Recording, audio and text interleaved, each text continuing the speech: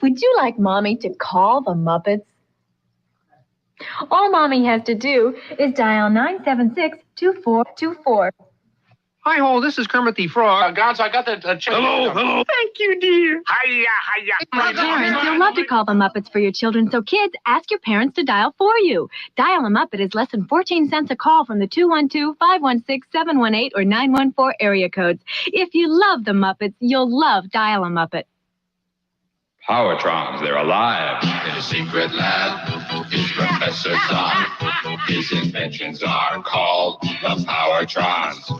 Their secret is their machines that drive.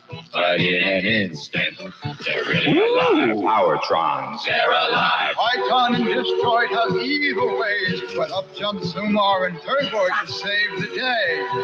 Powertrons, they're alive. Powertrons, They're each sold alive. separately by Ertl. WPIX, New York. The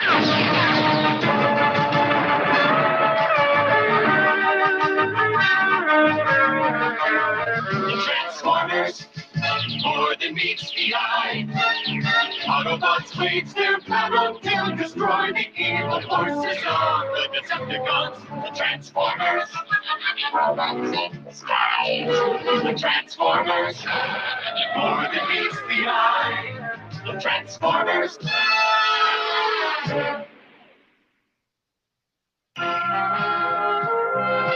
The Transformers will return after these messages. We will return after these messages. I gotta feel the taste, gotta make it right. Just one thing will do. Gotta get pop, yeah, gotta get pops. The pop sensation of Kellogg's Corn Pop cereal. Part of this nutritious breakfast. I gotta get pops, yeah, gotta get pops.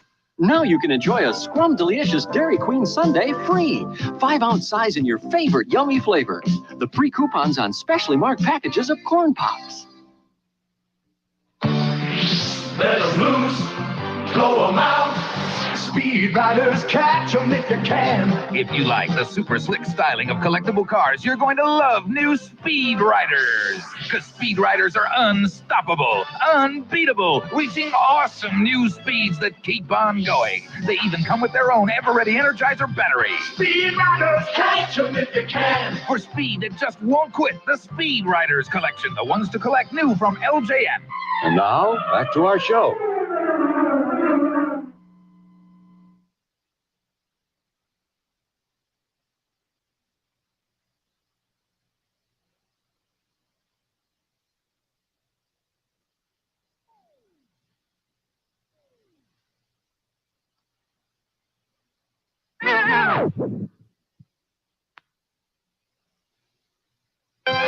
We now return to the Transformers.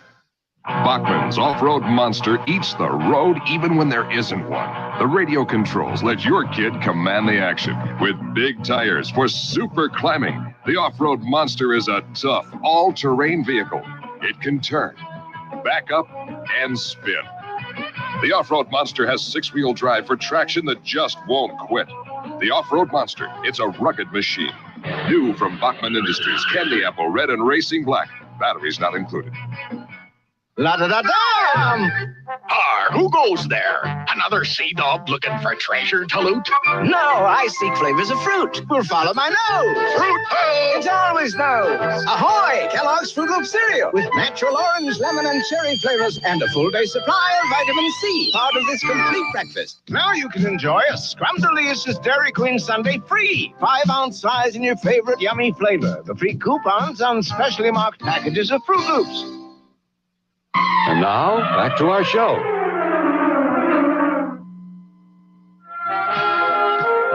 We now return to the Transformers. Oh, well, I went to the movie and what did I see? I saw lots of legs sitting next to me. I saw one in my locker. Safe. And one on third base. There's lots of legs all over the place. I saw lots of fun. I had fun. Lots of legs. A storybook and funny looking. Lots of legs. Rest my head on the bed. Lots of legs. Lots of legs. Lots of legs caterpillars by Commonwealth. Half human, half animal. And thunder, thunder, thunder. I, Mumro, want the sword of Thundera. With this secret power ring, complete with battery, make Lionel's eyes light up. I'm ready. With Battle-Matic action, you can make them fight with their swords. The sword is mine, Lionel. That's what you think, Mumra. Take that. Thundercats, Mumra and Lionel with light-up eyes. Each sold separately, new from LJN. And now, back to our show.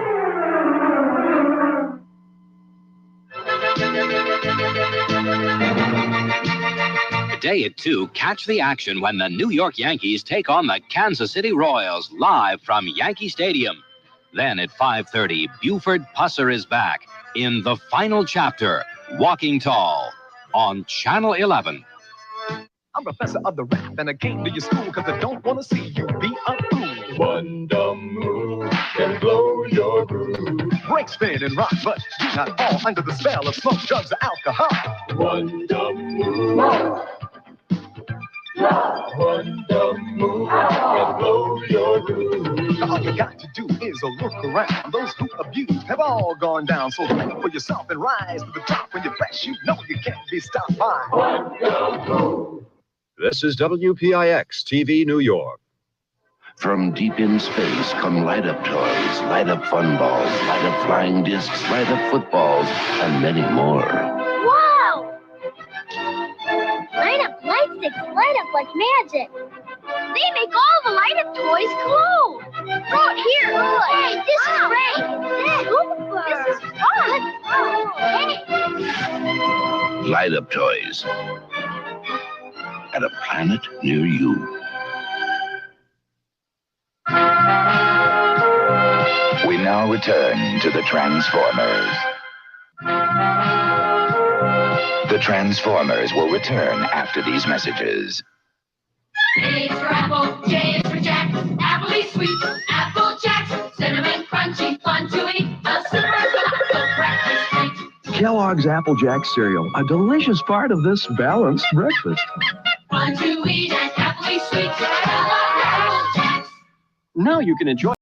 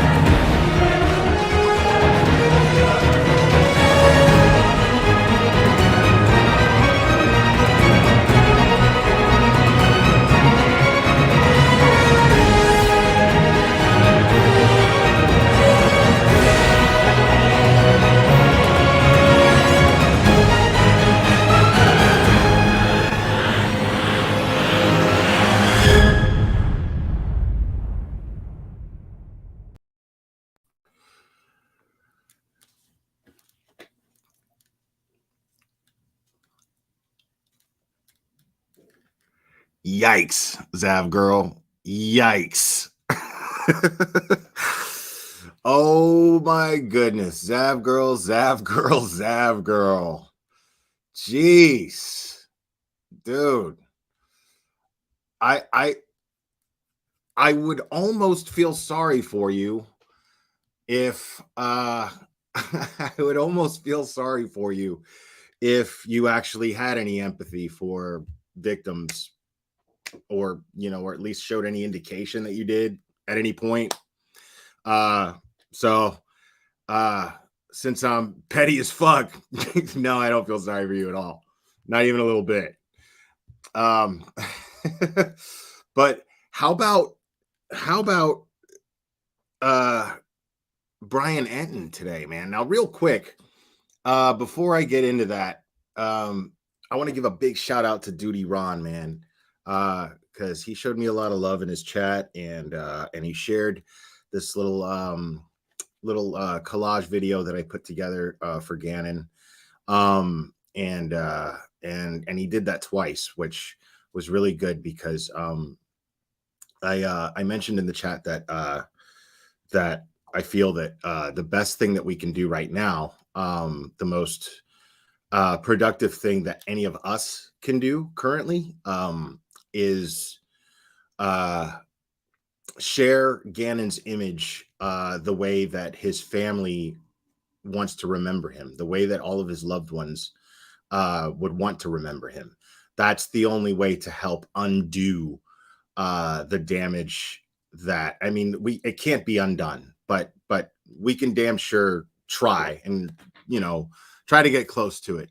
Stick a little chewing gum, as it were, to put things back together if we can. So I think the best thing to do, all of us, what we can do is absolutely continue to share Gannon's image as a happy kid, as a loving kid, and the way that Landon requested on the very day on her Facebook post, on the very day that they showed the autopsy photos in trial and the medical examiner went over them. This was her request then. So the best thing that we can do for Landon, for Al, and all of Gannon's other loved ones is share those images as much as we can. We are the internet. The internet does not have to be all ugly and all about this garbage that Zav girl did, this mess that she made. We may not be able to pick up all the dirt, but we could sweep it up into a pile. You know what I mean? And I think the best way to do that is to continue to share it, Gannon's image, the way that his loved ones want to remember him. We can all do that.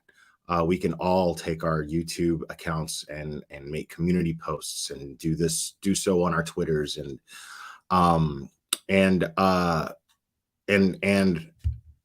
I'm thinking that someone mentioned during Duty Ron's stream something. It's just an idea. It's not actually a thing, but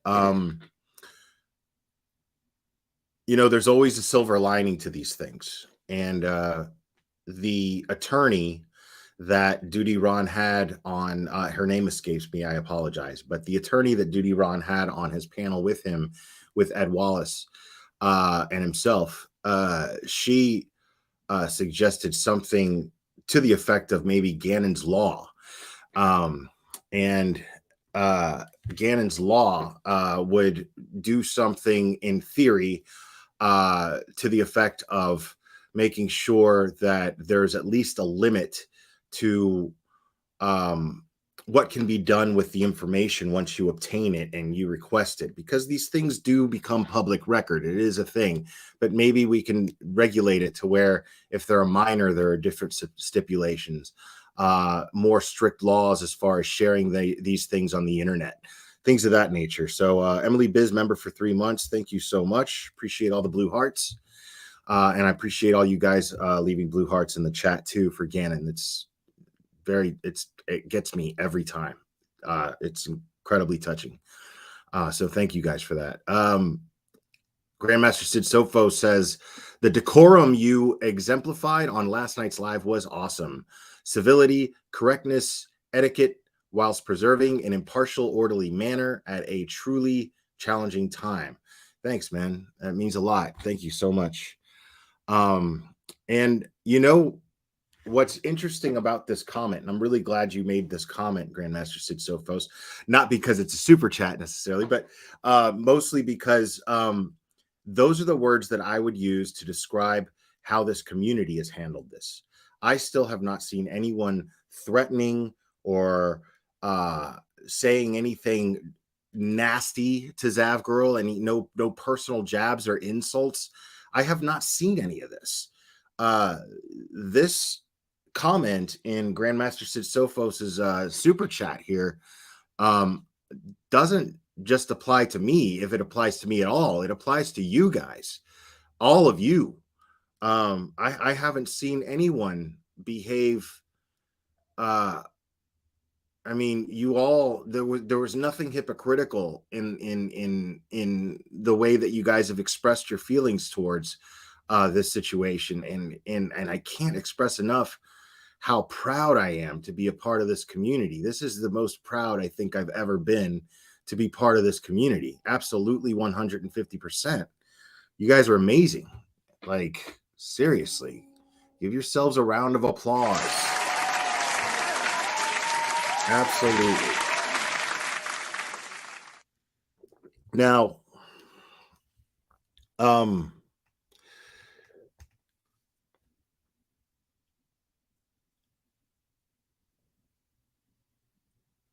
although there's nothing funny about what Zav Girl did, again, kind of petty like that. And I think the backlash is not only well deserved, what she's getting, because all that's happening is on a mass level, people are appropriately holding Zav Girl accountable for her actions. No one is attacking her, as she claims. No one is attacking her. We as a community are merely holding her accountable for her actions. Now, I do find it humorous that it got to the point. Now, it's not just humorous. Mostly, I am just very, very happy that Brian Entin and News Nation decided to step up, and this problem, this very common problem, has reached outside of our community.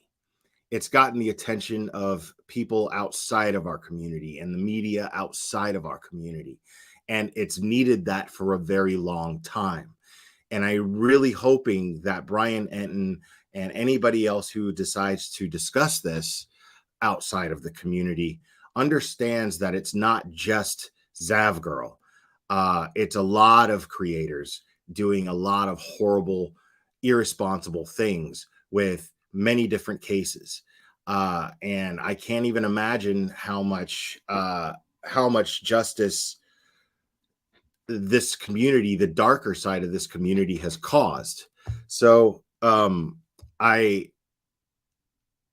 really, really I'm just mostly just grateful that took place, but it's also fucking surreal in the most hilarious way. I can't deny that. And it's funny because, like, seeing Brian Entin do it, like, it was like, fuck yes, you know? And when Duty Ron did it, it was also like, fuck yes, because Duty Ron almost never addresses this kind of thing on his channel. He almost never addresses other creators in a negative fashion. And to someone who, as a job, I'm sorry, let me correct that. To someone who, as a career, has had to look at autopsy photos of horrible, violent murders and look at bodies in person, have to sit there and study a crime scene and close it off. Like, if you just take a second and just imagine and try to compartmentalize what, and you'll still have no idea unless you've done this job. I have no idea. But just try to compartmentalize what Duty Ron and anybody in his profession has to deal with on a daily basis, and what the process is when having to deal with a dead body. To me, you know, again, that is more than just a service. You know, like I'll be a garbage man in the smelliest, dirtiest city in the world before I'm a homicide detective in New York City in the 80s and 90s. That, you know, or the 90s and 2000s. I'm not exactly sure when his what his career exactly was, but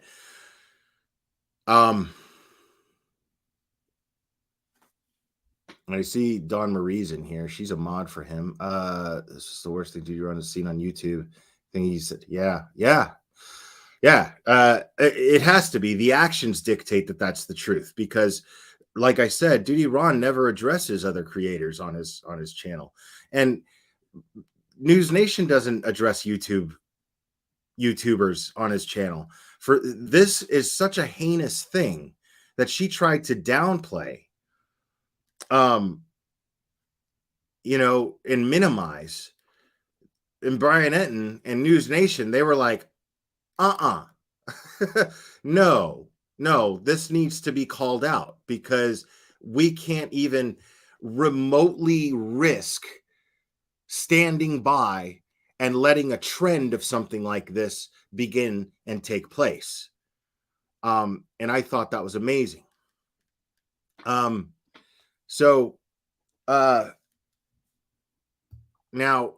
for you guys who are new to the channel, I like to add a little humor to things. Kind of helps keep things light. Because honestly, and I feel good about this, because to me, the painful part is over.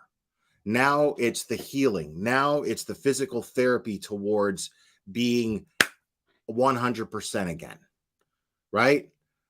Because now News Nation and I don't want to say a mainstream media source, but I mean close enough, you know, a respectable media source outside of YouTube has shined a light on this problem.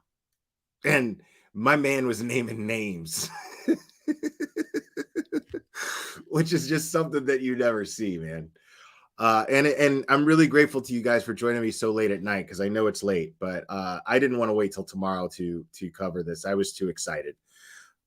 So let's go over, and then what I'm going to do is I'm going to actually open up the phone lines, and then you guys can call in if you want.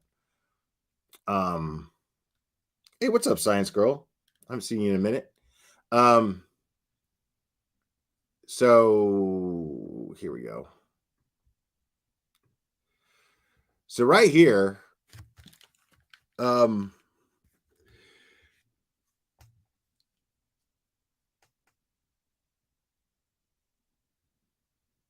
so right here, the title of this is YouTuber charged $3 for people to see gruesome autopsy photos of an 11-year-old.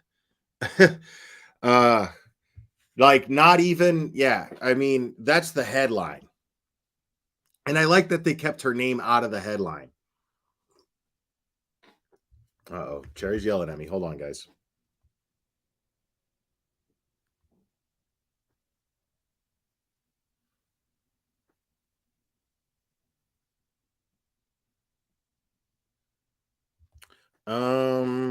Okay. I was wondering what that, okay. So, I'm going to read a statement that was just recently posted by Al, Gannon's father. And it says here, there are those that have found a way to further the evils committed against Gannon. Wow. That's extremely powerful. Accurate, yet extremely powerful. But goodness and love will prevail.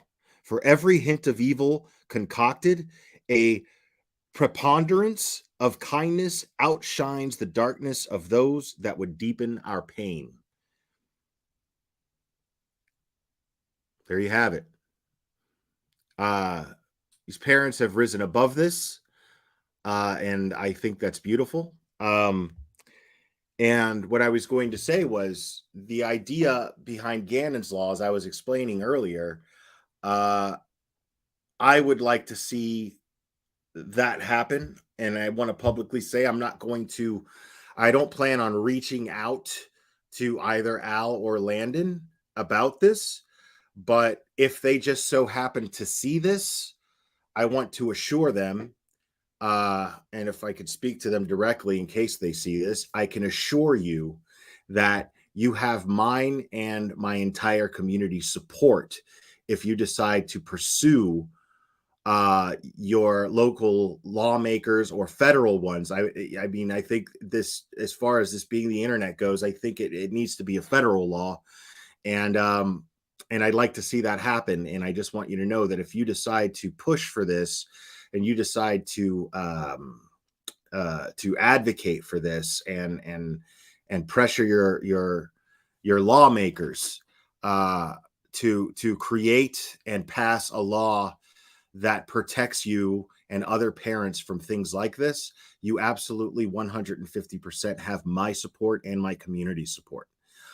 So I just wanted to put that out there to you both, Landon and Al. I mean, yeah, like I'll share petition links, whatever it takes, anything it takes. I will dedicate my free time to this, if need be. So I just want you to know that. And believe it or not, I have a lot of free time. So.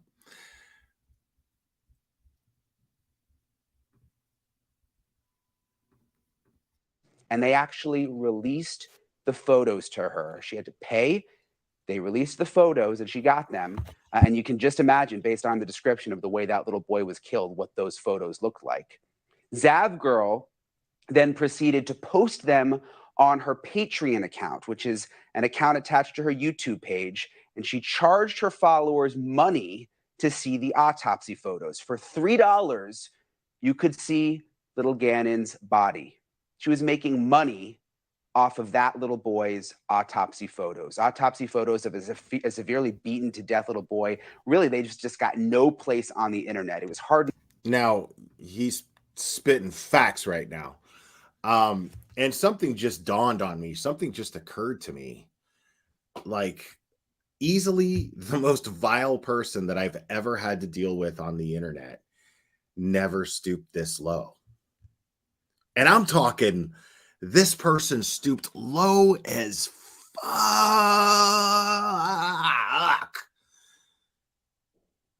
And that person is the Critical K, who we like to call canceled Karen because she's been booted off of YouTube not once, but twice, and is being sued for $10 million and just lost the lawsuit by default because she thought she could just say, "Stop harassing me," to the court and it'll just go away.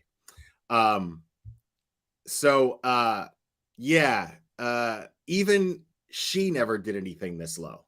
That's incredible. Like I had to express that thought out loud to you guys because it's mind-blowing. Like if you know the Critical K and you know the things that she's done, nothing that she's done even compares to this. Maybe everything put together, or maybe about half of what she's done put together. Yeah, okay. But nothing.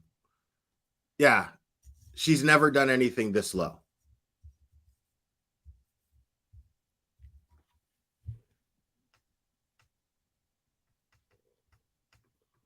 hard enough for the jury to have to look at them. But for this YouTuber to go to all that trouble to request them, to pay the money, to get them from the government, and not only post them, but then to charge people to see them. I mean, I just find it sick. I question, you know, has Zav Girl ever even been in a courtroom or interviewed a grieving family? That's my issue with. Now, he's making excellent points here. Points that I've already made more than once in the last couple of days. Points that Duty Ron has already made. Points that anybody else that has talked about this has already made, which should tell you something. Because I don't think that Brian Entin is trolling YouTube and just checking out a bunch of true crime YouTube creators.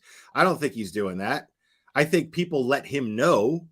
I think people talk to him and contact him and go, can you fucking believe this? And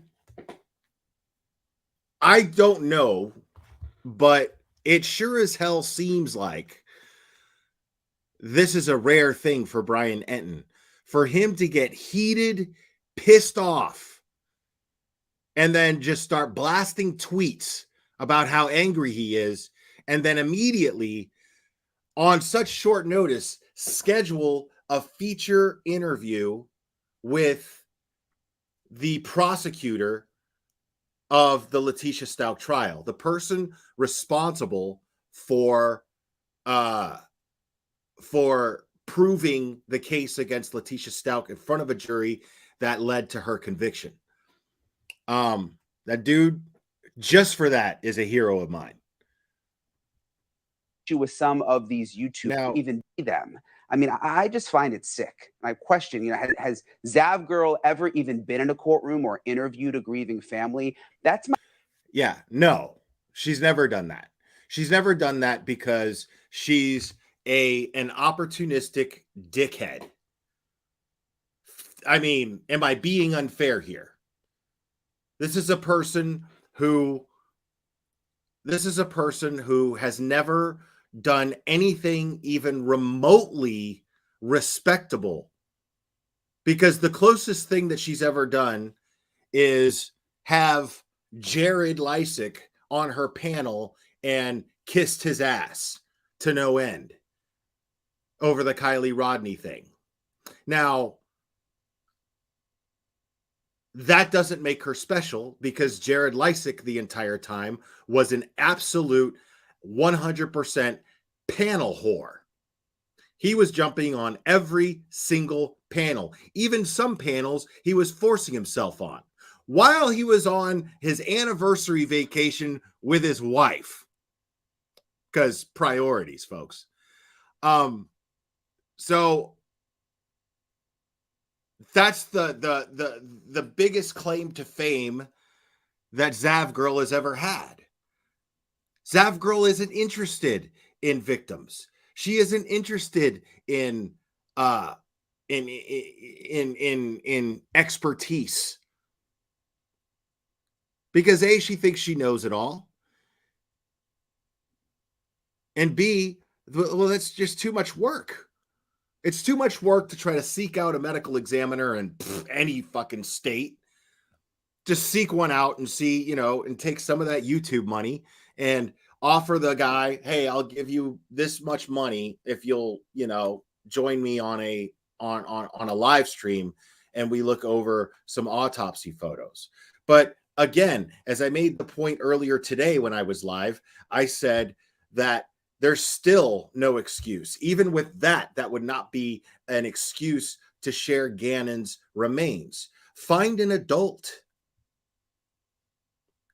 I'm sure there's an adult who could have signed off on whether or not their autopsy photos can be shared for educational purposes. I'm sure there is. And if you want to reference it somehow to Gannon, I understand that too. I still think it's gruesome and fucking pointless, since the trial's already over and justice has been served. So I don't see what the point was to even do that in the first place. But nevertheless, I mean,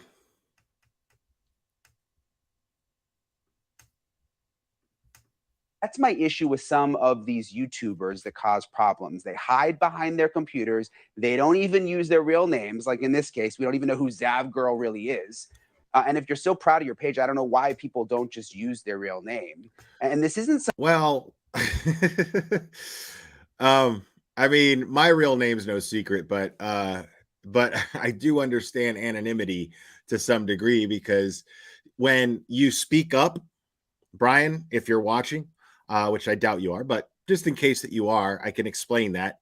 Some of us actually take these types of creators on head on. We call them out on their shit.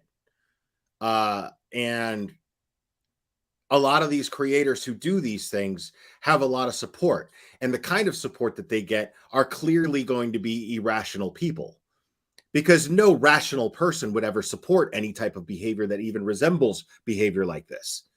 So it makes sense for some of us to stay completely anonymous and not even on camera, as a matter of fact.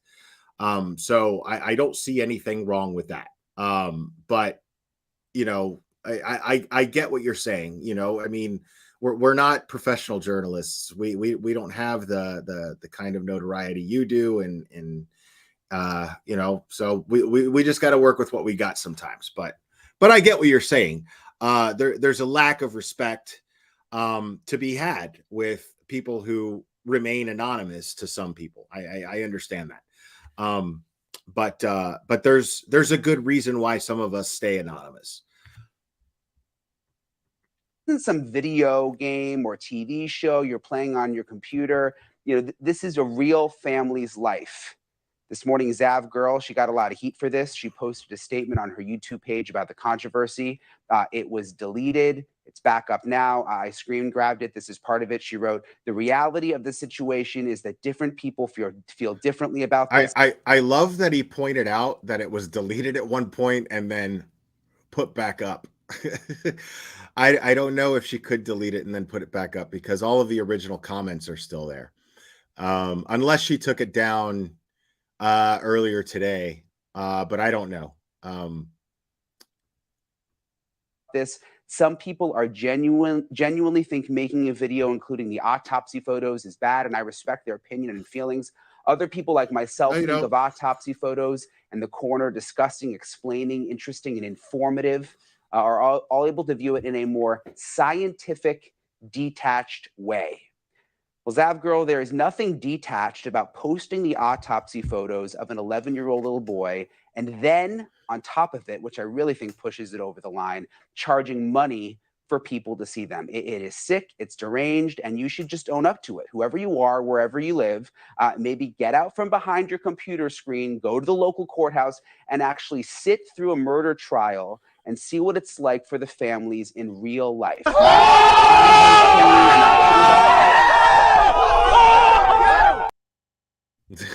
Behind your computer and thinking about clicks, but actually go to the courthouse and see what these families actually have to deal with, and then think about how it might feel for them after having to see those photos in the courtroom, to then have them plastered all over the internet, and then be trying to charge people money to view them so you can get rich off of it. It's just awful. I want to bring in District Attorney Michael Allen, who served as the lead prosecutor on Little Gannon's case. Thank you for being with us, Michael. You were the lead prosecutor. You had to go through that whole trial. I can't even imagine. Love this guy. Like, this just got me so mad thinking about Gannon's family.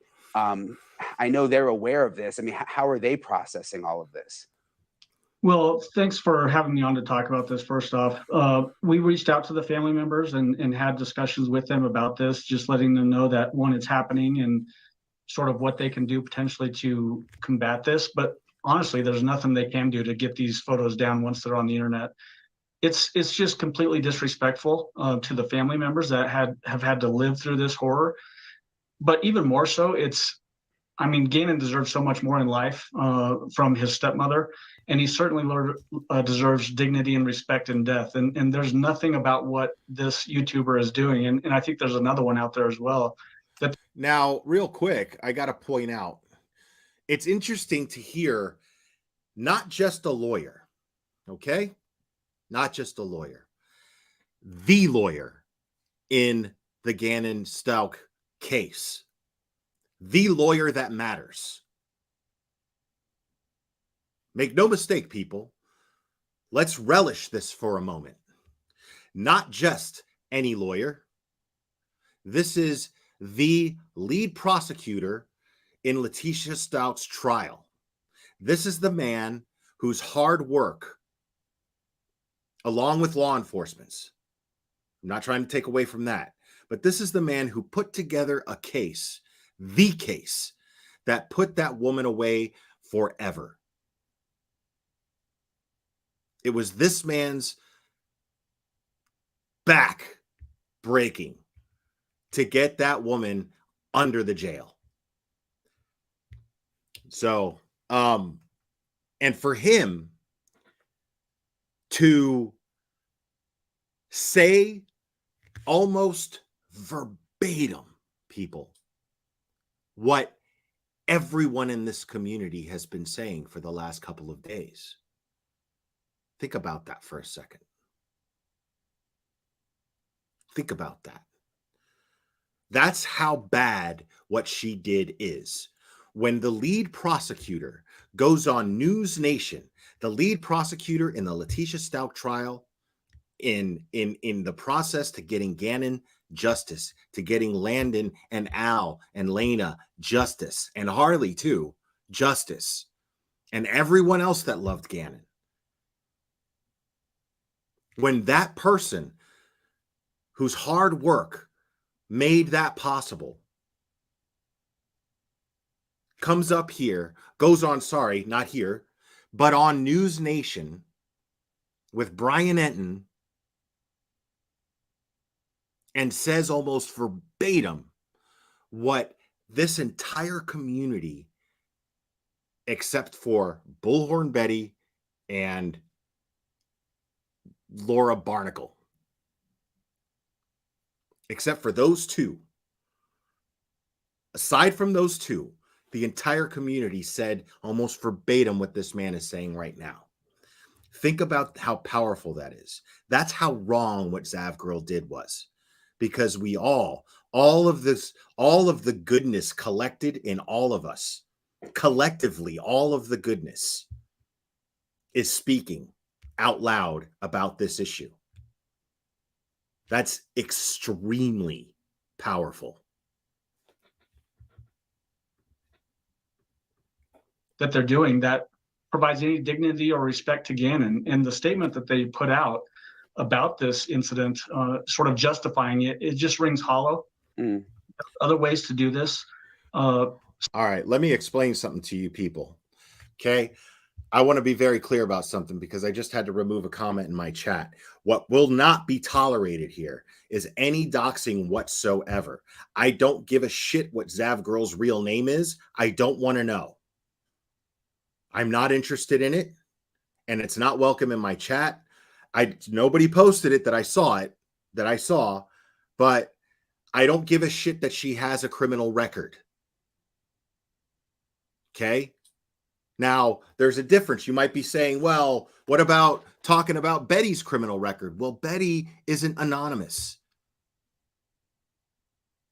Betty goes around going, this is Andrew Griffin, a.k.a. Bullhorn Betty. Very easy to look up her record. Very easy. That was bound to come out because of all the shit that she does. Okay? No, I get it, Cherry. I'm just saying, I'm just warning my chat ahead of time. Okay? That is not going to be tolerated here. All you newbies who don't know how this channel works, we don't do that here. It's very, very, very, very, very, very, very clear. Very important that you hear me clearly about that. So I'm not interested. I don't want any. Don't email me with personal information about Zavgirl. I don't give a shit. I don't care to know who this person is. I don't give a shit about her past. I'm going to get to how I ultimately feel by the end of this stream. Scientifically, they could have used body diagrams that the autopsy also included, instead of putting the actual pictures of Gannon's just completely broken body. That reflects the depravity and horror that he had to live through and die at the hands of his stepmother, that he had to suffer. It's outright disgusting. And it just, speaks to the lowest of human forms, in my opinion. Thank you for watching. Go to newsnationnow.com to find News Nation on your cable provider. And don't forget to click the red subscribe button below to get more of News Nation's fact-driven, unbiased coverage.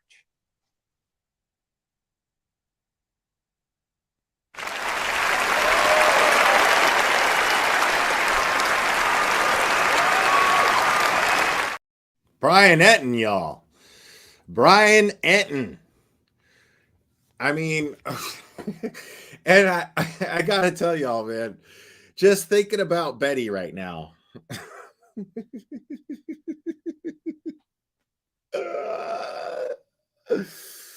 Betty, how do you not? How is it that you always seem to eat crow, bro? Like, how is it that you always end up eating the turd? How is that? I'll tell you how it is. Because you've always got your mouth open. Always. You've always got your mouth open, pointed in the wrong direction. Saying the wrong things. You know?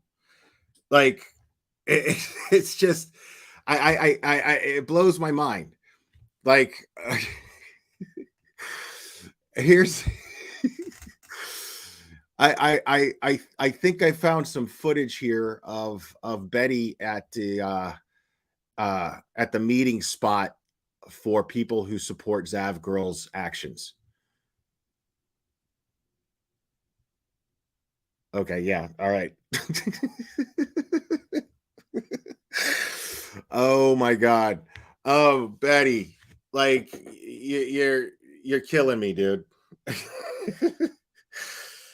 It's just mind-blowing.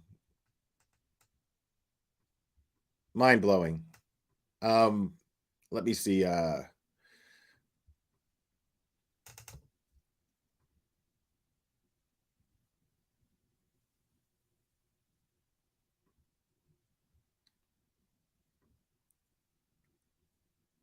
right.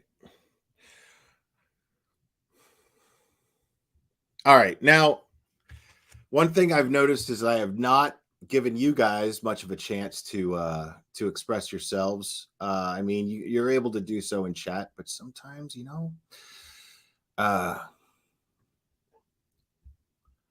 so go ahead and call that number if you want to speak to me directly and give me your thoughts.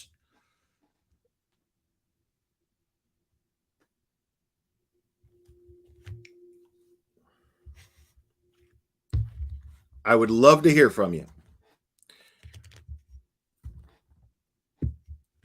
So, yeah, phone number right here.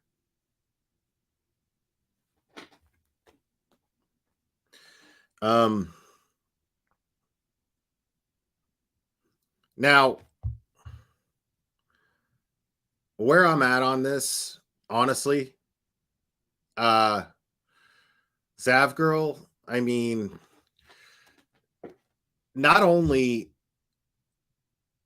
is the YouTube true crime community against you at this point and what you've done. Well, hold on a second.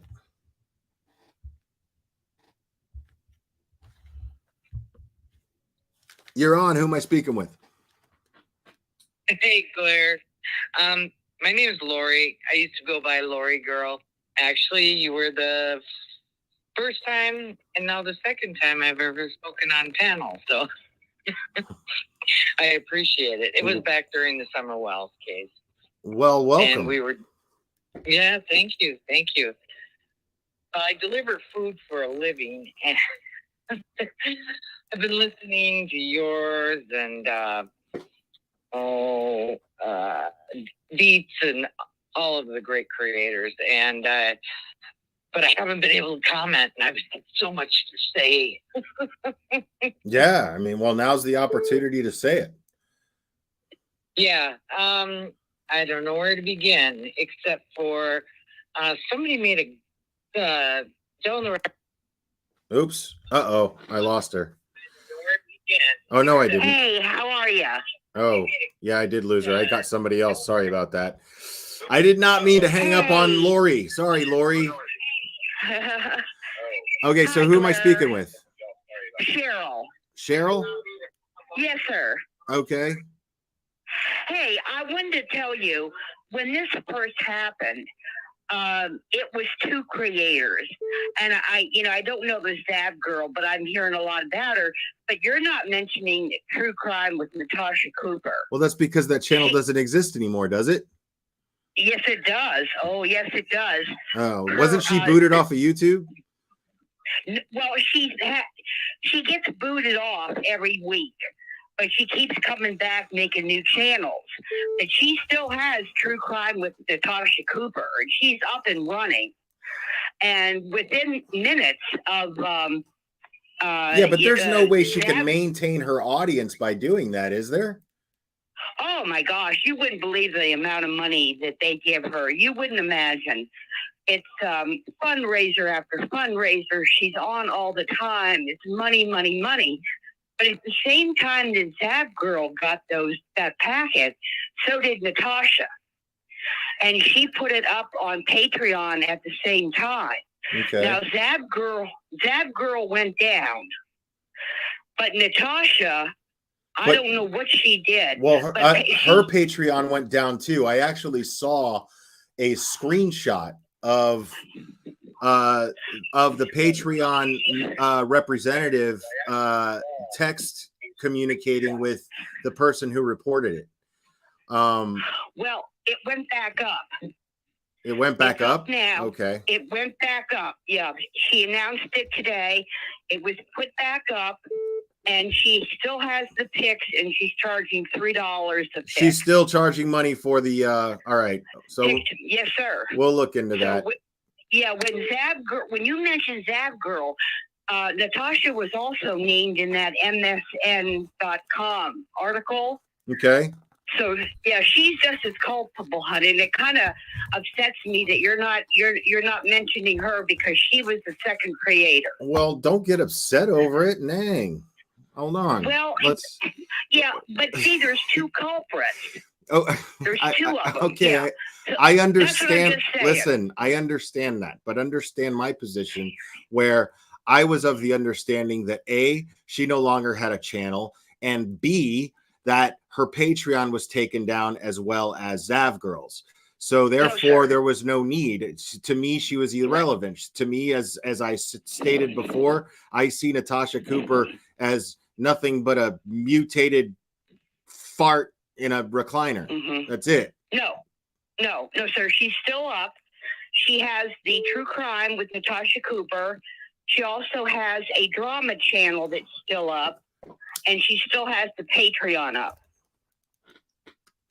Well, I'm just saying. I'm sure things are going to catch up to her, seeing as Zav Girl's getting so much negative attention, and anybody who is currently peddling those pictures is going to have to answer for it. I'm sure they're on the dark web now. I guarantee they're on the dark web now. Yeah. I'm sure every sick man that watches these kind of things, little children, probably has that saved. You wouldn't believe. Like there's a friend of the channel, Dad Challenge Podcast, Josh. He covers family vloggers, and he's gone and looked at the people who subscribe to these family vlogger channels, and there are so many perverts, and you can see the kind of things that they subscribe to, which is like feet and things like that. And these are people who are subscribed to these family vlogger channels who are basically exploiting their own children. Taking them out and buying them new panties, their first pair, their first tampons, things like that. It's really disgusting. Well, this would be the thing that they'd be interested in, because Natasha's pictures, like I said, are still up, but Zab Girl apparently showed the entire nude body, and that's where those horrible comments came from. Marshmallow. That's probably where the confusion of whether or not the genitalia was blurred or not is coming from. because maybe Natasha blurred it and maybe Zav Girl didn't. Yeah, well, I mean, I'm just to- speculating. I don't know. No, she's still up, and the Patreon is still up, and it's still $3 to see the pic. I mean, you know, normally I'm against people, you know, I wouldn't report or even promote people reporting channels, but I think, I mean, if people just report the Patreon, you know, it should just go down, you know? Yeah, it should. Yeah. So I it's an easy fix as far as, I mean, you can't, like I said, you know, I've said it, Duty Ron or Ed Wallace said it, you know, you cannot put the toothpaste back in the tube. You cannot unring the bell. So, you know, it can't be fixed on it can't be fixed on that level, but it can be cleaned up and maintained with what we have to work with. So I just wondered why you didn't because there's always been two creators. I see now why you didn't do it, but no, it's business as usual over there. No. Yeah. And Leslie, thank you for the PayPal. I appreciate that. I just got the notification. Well, just look into it. Yeah, for sure. No, yeah. And yeah. You know, I think it merits reporting. Absolutely. Something like that definitely merits reporting, and that needs to be taken down and needs to be controlled to the best of our ability. So it's a horrible thing. It's a horrible thing what people would do for $3. Agreed. Oh my God. You know, I'm sure you're upset. The entire internet's upset, and it's gone viral. I deserve an Oscar for how I've composed myself. People who know me know that I have been emotionally invested in this case for 3 long years. I have been waiting at the edge of my seat for this trial for 3 long years. And I've sat there through Letitia. Now, I'm not trying to say that, I mean, keep in mind that the family had to do this, and that's what matters. But me personally, I had to sit there and watch Letitia manipulate her way to delay this trial and its proceedings and delay the inevitable, which is justice being served for Gannon for the last 3 years. And it's been infuriating. And then to finally see justice done, and then see a YouTuber who I already knew from a past case was complete and utter shit do something like this, it absolutely infuriated me. And like I said, I am people who know me understand that I am composing myself extremely well. Oh God. Well, I understand that Natasha just put up not an excuse, but she just posted something on her community page. You might want to read that out as well. Natasha posted something on her community page? Yeah. Okay, I will check that out. Let me clear the line for the next caller, okay? Thanks so much for calling. All right, sir. Thank you. All right. Thank you, sir. Bye-bye. Bye. All right, if anybody else wants to call in, you can.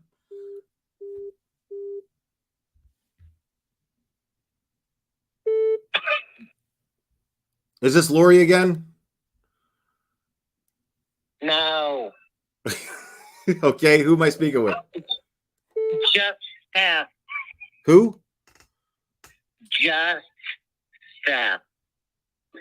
Stephanie. Just Steph. Okay, gotcha. How we doing?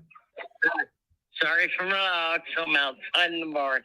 I worked on the ambulance for 8.5 years in a mid-sized town, probably 30,000. Yeah. Seen it all.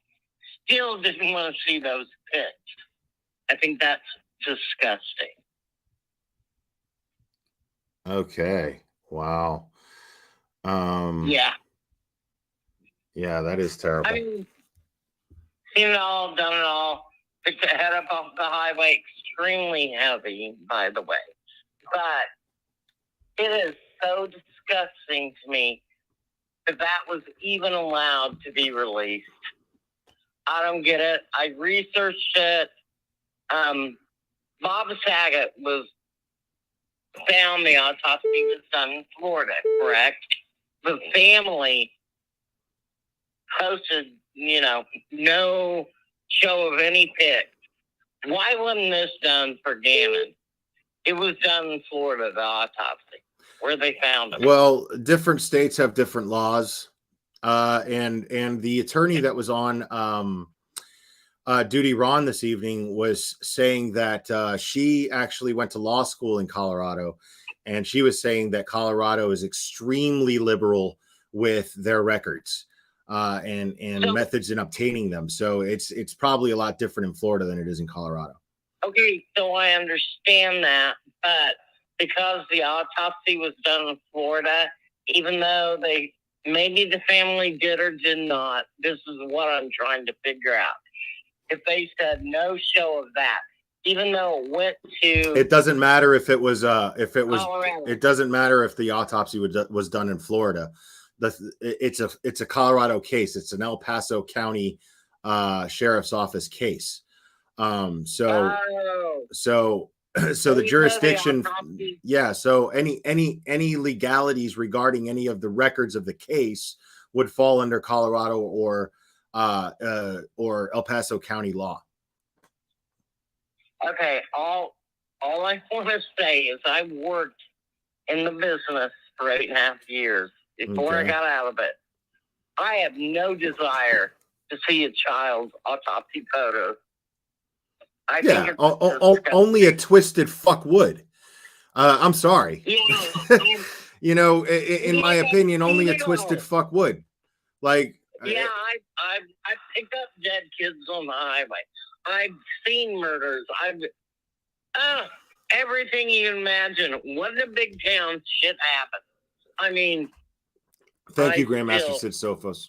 As a normal person, never would have wanted to see them. So that's it.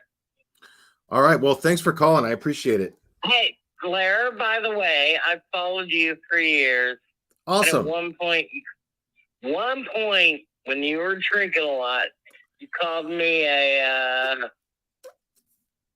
some whatever. Yeah, probably. You called me a weirdo and whatever. I'm like, where the hell did that come from? No.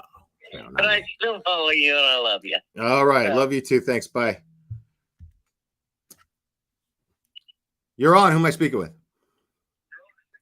Hey, this is Leilani. Hi, Leilani. Hi. Also known as Pooh's Blustery Day. Okay. All right. Welcome. What's up? You and I emailed today a little. Oh, okay. I just wanted to thank you. Just thank you, and kind of can keep that private, but appreciate everything. Yeah, no problem.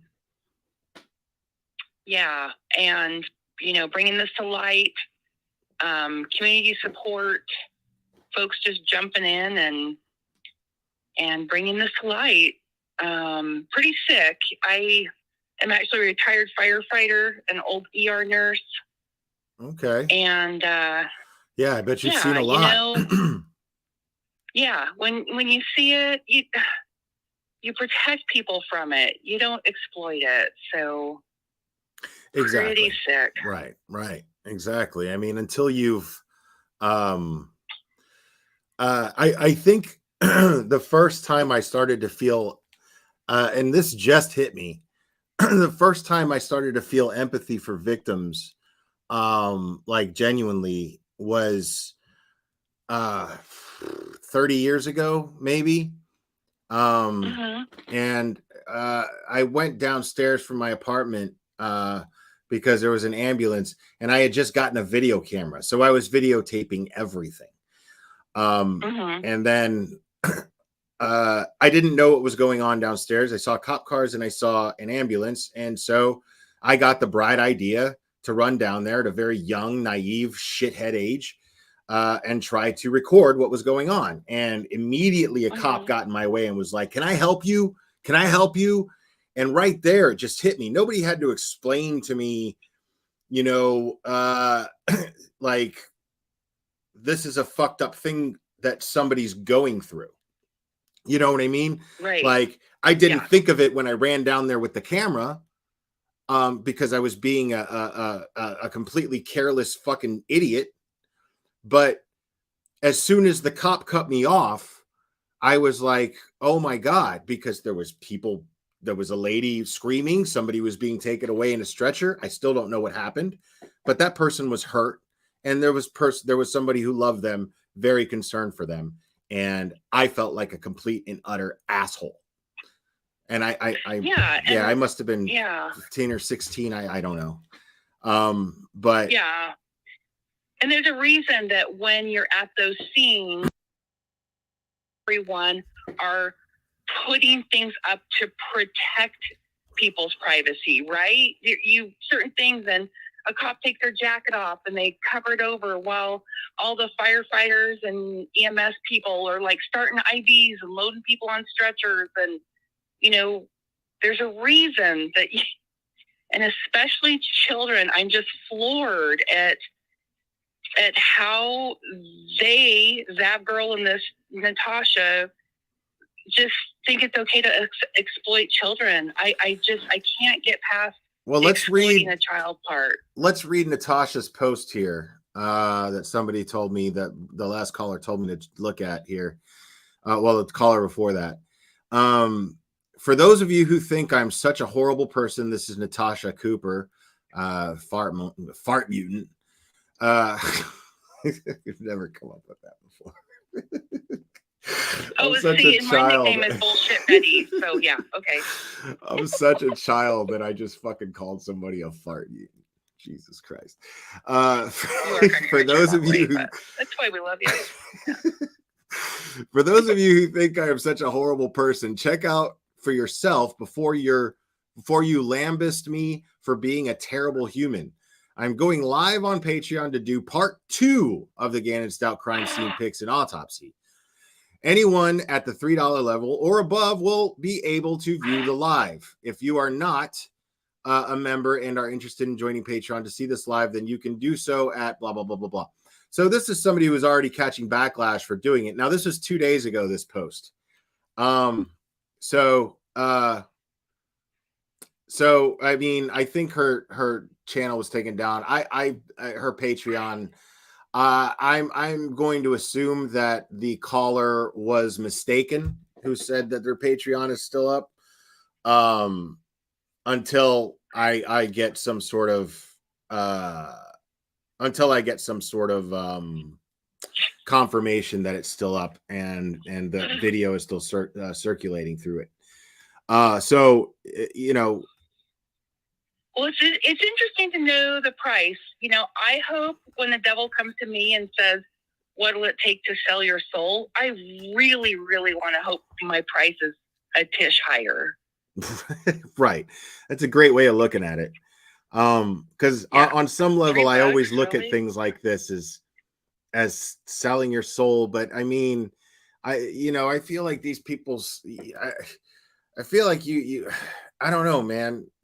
You're giving them more credit than I am, because I just don't see having a soul to come to a conclusion like this and then defend it. Sit there and play victim. You think I'm such a terrible person for doing this, but I'll be doing it live again at 6:30 p.m. We're going to go over that stuff again. Like, what? I mean, is it like, seriously? Because I had to look up that girl, right? And what? Wait, I'm confused. I don't know. Like, Cinema Shogun nailed it. Right? Yeah, he did. He lost to me a little bit on that next live. he lost to me a little bit on that next live, but so here's my question: is she just lazy? Is she, what do you think her whole vibe is? Like, making money on YouTube, exploiting kids, acting dumb, but not really dumb, just acting it. I'm sorry, repeat that one more time. I'm multitasking here. Oh, I was just curious, like, I guess I'm just trying to be more lighthearted at it at this point because I've been pissed off all day, you know? It's just her vibe over there. What is that? What is that over there? The acting dumb, acting confused, but getting more subscribers, building your channel, It's how making money. she plays dumb, and that's how she plays innocent. She plays innocent and by playing dumb. Natasha's Patreon is still up and running. Yes, I got that. Thank you so much. I did get confirmation that her Patreon is still up and running. We'll see about that. But the yeah, the Zav girl channel vibe.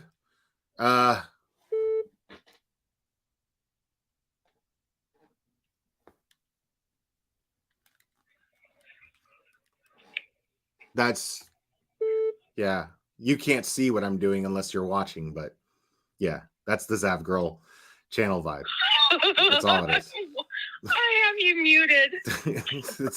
That's all it is. There's nothing more to it. There's no intellectual insight whatsoever. There's no educational insight. There's no scientific insight. There's no legal insight. There's absolutely nothing of value to Zav Girl's channel whatsoever. Just nothing but empty speculation and misinformation. That's it. I mean, yeah, it blows my mind. 90-something thousand subscribers. She did this because she got to this point because it was during the Kylie Rodney thing, and she had not only Jared Lysick from Adventures with Purpose up there, and he spoke more on her panel than he did on anyone else's, and on that panel was also Ryan Upchurch, who has over 3 million subscribers. So she piggybacked off of that success, basically. And what she did was she continued the momentum of spreading the of entertaining the misinformation that was being spread by both Ryan Upchurch and Jared Lysick from Adventures with Purpose. So that's how she ended up with as many subscribers as she did, because she got the support from those two channels. Yeah, that makes sense. Because I mean, Gray Hughes had that shut down so fast. It was like, boom, done. Yeah. You gotta love Gray. Gray's like a professional hitman of true crime. Like he'll go, oh really? That's really strange that people are saying this. So what I'm gonna do? There, fixed it. As you can see, that's clearly Kylie Rodney's car going into the water. Yeah, Gray is a savant, bro. Like that dude is like, you know, like when Lex Luthor is good and not evil in the comic books or whatever.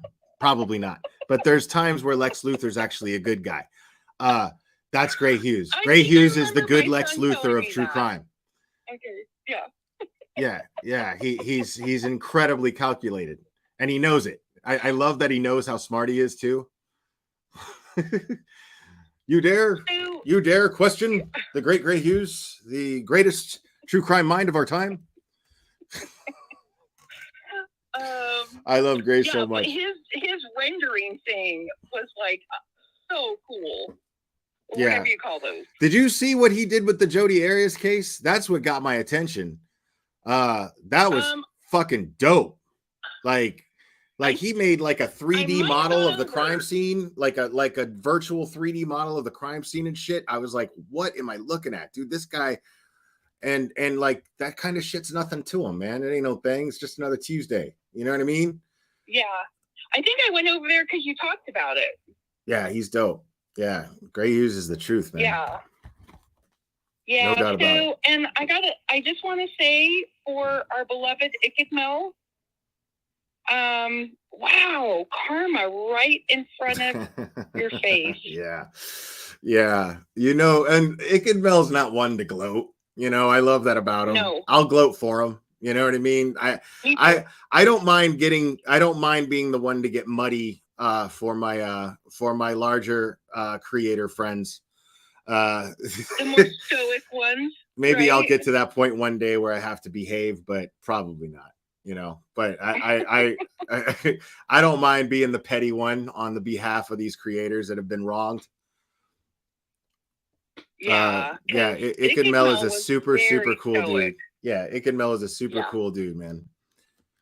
He definitely took the high road and beyond. Yeah. Absolutely. Well, thank you, Will, and I just super appreciate you bringing this to light, and then the email communication. So Yes. Thanks a ton, man.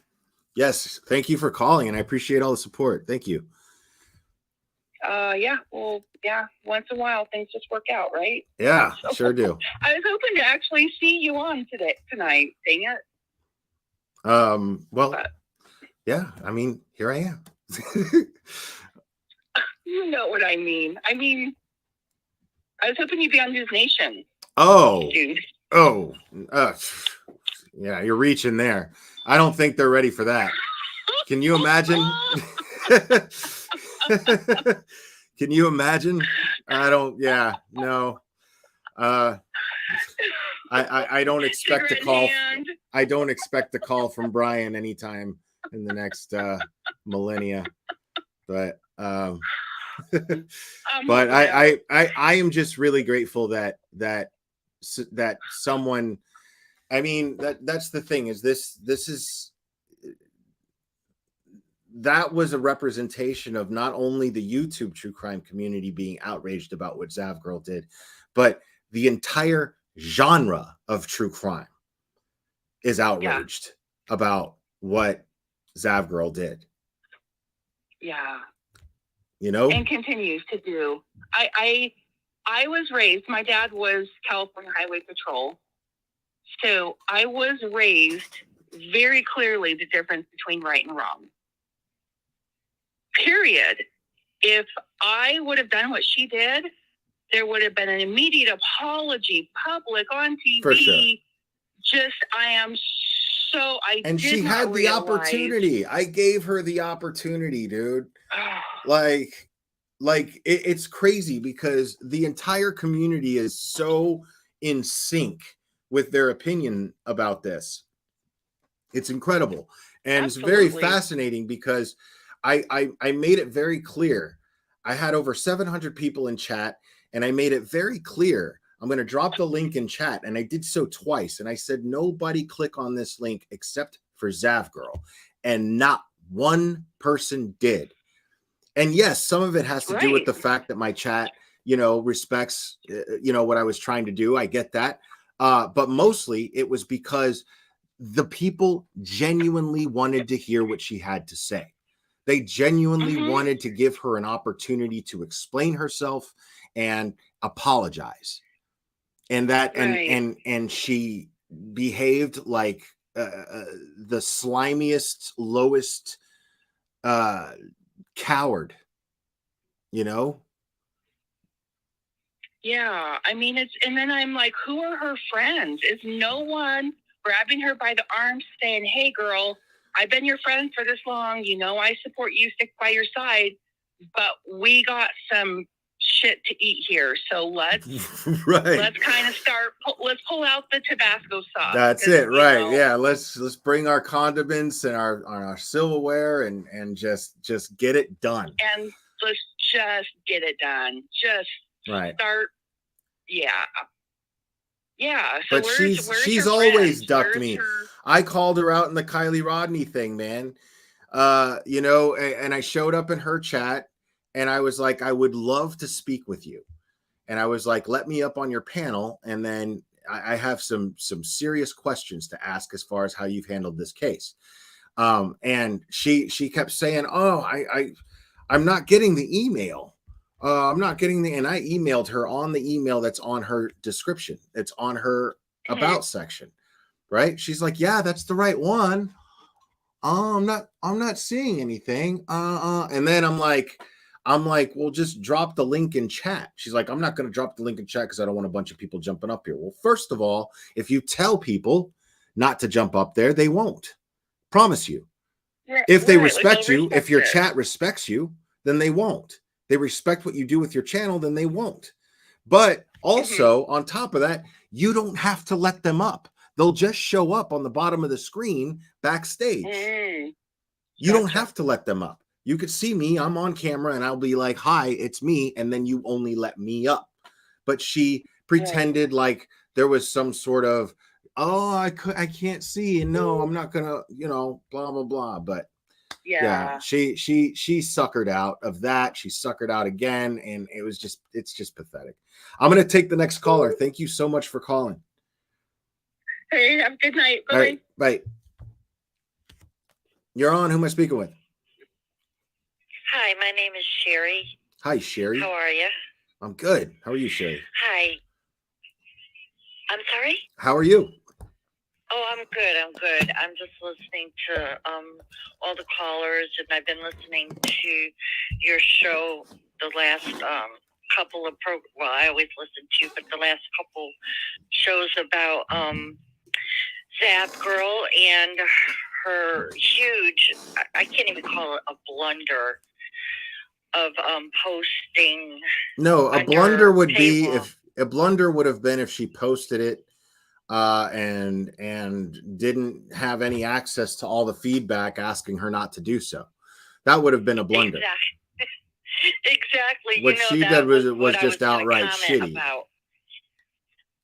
What I wanted to say is the audience, her viewers, her Patreons are as much to blame, because YouTube creators, without the audience, they have nothing.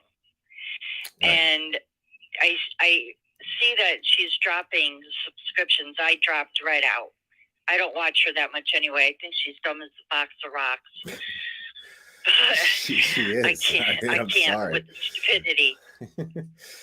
It's just these, when stupid people do true crime, that should be a fucking ID channel show.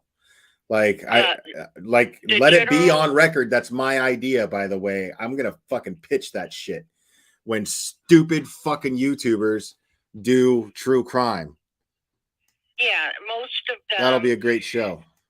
Harley, thank you. Most of the creators are, we're here for this case, and we're here to find Summer Wells, and we're going to find Summer Wells, and you're going to find Summer Wells sitting on your couch in front of a computer. It really pisses me off. They're not out boots on the ground searching. They're doing nothing but talking, and it really makes me mad. And this thing with Zap Girl has pissed me off beyond, I can't even hardly speak. But if these creators didn't have the audience and the people to back them up,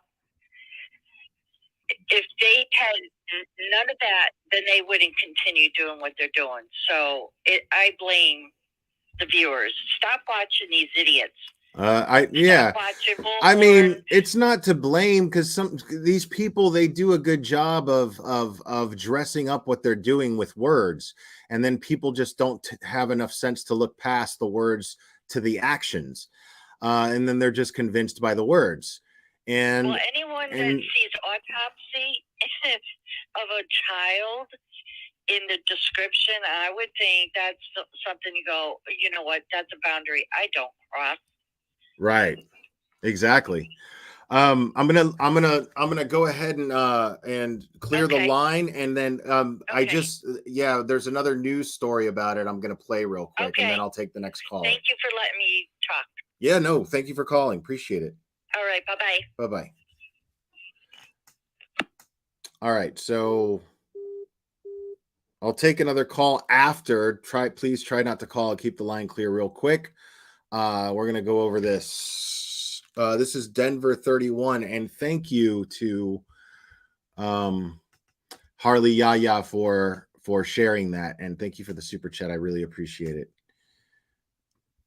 Developments in a murder case with national attention. Fox 31, of course, has been following the investigation into 11-year-old Gannon Stouck's murder for years. His stepmother, Letitia Stouck, found guilty of killing her stepson. The verdict came down in May, but tonight, more controversy brewing in the now closed case. YouTubers are reportedly charging people to view Gannon's autopsy photos. Fox 31's Talia Cunningham is in studio with the very latest, all new at 9. Talia. Well, Erica, two self-proclaimed true crime YouTubers are facing some serious backlash tonight. Gannon, who's pictured here, was killed back in 2020. Medical examiners say the 11-year-old suffered 18 stab wounds, blunt force injuries, and a gunshot to the jaw. So the two YouTubers reportedly charged their patrons to view the gruesome autopsy photos, and people are furious about it. They go by the names of Zav Girl and Natasha Cooper and claim to have a passion for understanding human behavior. So Zav Girl has posted multiple other videos that you see on your screen, but many people will say she's gone too far, exposing the images of the murdered child and then charging people to see it. The YouTuber addressing why she's charging money, stating she put a lot of time and hard work into making her video and lining it up with the coroner's audio to the autopsy photos, basically the effort that went behind that post. The district attorney of Colorado Springs is calling it disgusting. This just keeps those wounds open. They know that Gannon's body is being paraded around essentially on the internet superhighway, and there's nothing they can do to stop it. And it's just grotesque. So Zav Girl did address the backlash in a now deleted post on YouTube defending her actions. It reads in part, quote, "The reality of the situation is that different people feel differently about this. Some people genuinely think making a video, including the autopsy photos, is bad, and I respect their opinion and feelings. Other people, like myself, think the autopsy photos and the coroner discussing them as interesting and informative and are able to view it all in a more scientific, detached way." So the YouTuber went on to say that she's been receiving some threats from people all across the country. I did check on that Patreon link tonight, and that entire page has since been removed. And coming up tonight, a little bit later, we have reaction from Gannon's family. In studio, Talia Cunningham, Fox 31. Yeah. Hell yeah. You know what I'm going to do? You know what I'm going to do, y'all? I'm going to play that one more time. Developments in a murder case with national attention. Fox 31, of course, has been following the investigation into 11-year-old Gannon Stouck's murder for years. His stepmother, Letitia Stouck, found guilty of killing her stepson. The verdict came down in May, but tonight, more controversy brewing in the now closed case. YouTubers are reportedly charging people to view Gannon's autopsy photos. Fox 31's Talia Cunningham is in studio with the very latest, all new at 9. Talia. Well, Erica, two self-proclaimed true crime YouTubers are facing some serious backlash tonight. Gannon, who's pictured here, was killed back in 2020. Medical examiners say the 11-year-old suffered 18 stab wounds, blunt force injuries, and a gunshot to the jaw. So the two YouTubers reportedly charged their patrons to view the gruesome autopsy photos, and people are furious about it. They go by the names of Zav Girl and Natasha Cooper and claim to have a passion for understanding human behavior. So Zav Girl has posted multiple other videos that you see on your screen, but many people say she's gone too far, exposing the images of the murdered child and then charging people to see it.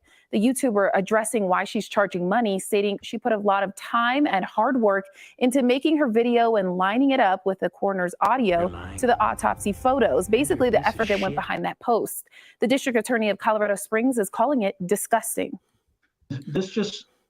I love how I gotta say that I am absolutely in love with the fact that this news station is flooding this story, this little piece, this 2-minute piece with Gannon's photos, to put that idea in there, to put his image out there the way that his family wants to remember him. I think that's fantastic. So kudos to Denver Fox 31 for that. Thank you guys for that. You guys are fantastic. And his name is... Wrong one. My bad.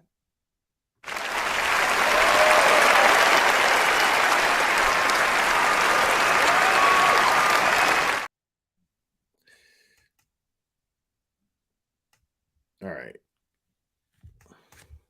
All right, I'll take another call.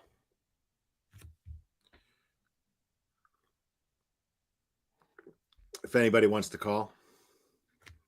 Anybody?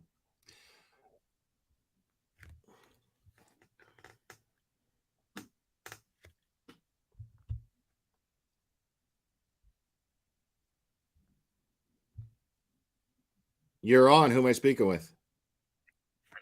It's Lori. I didn't know I had a timer going. Oh, look at that. It's Lori again. Yeah, thanks, Cherry, for the shout out too. Redemption. But darn Cherry, huh? So anyways, I'll get to the point, Blair. I listen to you quite frequently. Great points down the rabbit hole. You know, the thing with the whole situation is her intent. And I think everybody's on board with you can't play dumb. I mean, it's just the lack of morality. It just, you know, and it takes a lot for me to just be consumed with distaste in my mouth. And, you know, DHB, I hope she starts to go off on national news reporters or whatever. You know, Laura's another one. I'm sorry for mentioning. Well, she says she's Laura. Anyways, she was in the Stephen Avery groups, and she got kicked out of there. But anyway, so Yeah, the Stephen Avery just- thing, man. That was a lot. yeah. I didn't touch that with a 10-foot pole, man, because the whole everybody was split on that, and it got ugly and disgusting. Yeah. But yeah, Laura going on. You know, I don't know how Laura would feel. You know, and this is an adult. But if somebody FOIA'd her late husband's autopsy report and put it up behind a paywall, then I'd like to see how Laura would feel. You know, her son would, you know, is older and probably more access to a Patreon or Reddit or wherever else they are now, like one of your callers said, the dark web, you know. And the fact that she put it behind a paywall, you know, somebody's going to screenshot them. Somebody, if you haven't been in true crime with some of these god-awful cases, I will admit I didn't follow as closely with the Letitia's case because I was invested in the Daybell. So I really, you know, I only caught snippets here and there, but just the fact that where he was found, what she did to you know, fool everyone. You know, I know some of the key points. I just, you know, there are several creators that, you know, Molly's gone, thank God. But, you know, I am really, God, I hate to say this, Claire, but the fact that JLR hasn't done something insanely as ridiculous gives me hope. And I don't want to have to say Well, that. it's just a matter of time. So Yeah, yeah. true. I mean, but hopefully this snowballs into awareness for other channels, and it becomes more of a thing of not just Zavgirl and Natasha Cooper, but any other creators who are engaging in any type of similar behavior that tends to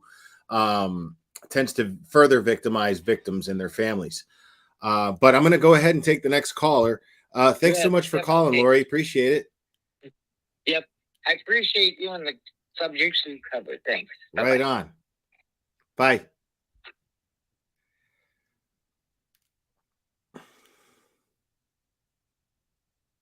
All right, line's open. Next caller.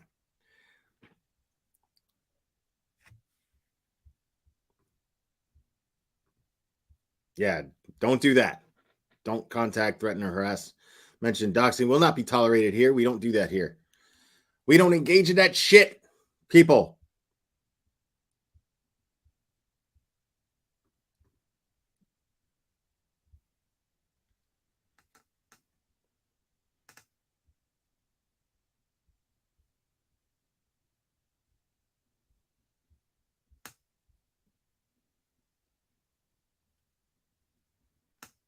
And guys, I'm just hanging out with you at this point, just to take calls until my coffee's gone. Once my coffee's gone, then I'm gonna call it a night. but I'll hang out with you guys for a little bit. I know you guys got thoughts. Nobody wants to call. Nobody.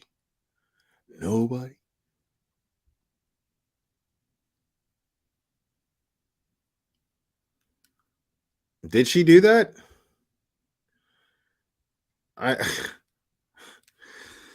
Oh my God.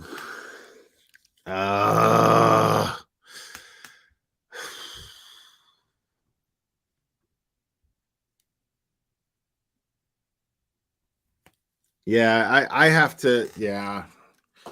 I need receipts on that.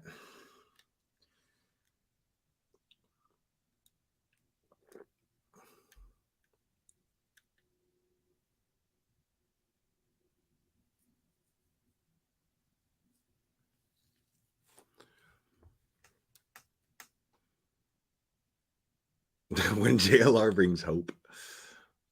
Okay. Yeah, I mean, guys, watch the false rumors. Like, I like I said, I would need to see receipts on that because I just find that difficult to believe. So I know that it was shared while I was on panel in private, so that it could be reviewed by people who were giving Zavgirl the benefit of the doubt to see if there was actually anything scientific behind it. I was still of the opinion, like, I don't care. It doesn't matter. The trial's over. It's a shitty thing to do. But you know, I didn't, it was not shared in the chat to my knowledge. So if you're gonna make accusations like that, you better have some receipts, because I don't just take that stuff for someone's word. I don't care who it is. I just don't take someone's word on things like that. And I'm seeing a lot of people saying that it's not true. So take your rumor spreading ass somewhere else. This shit's not welcome here.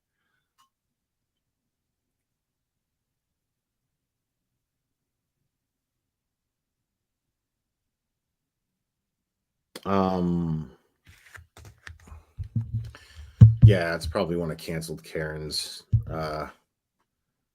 stupid people.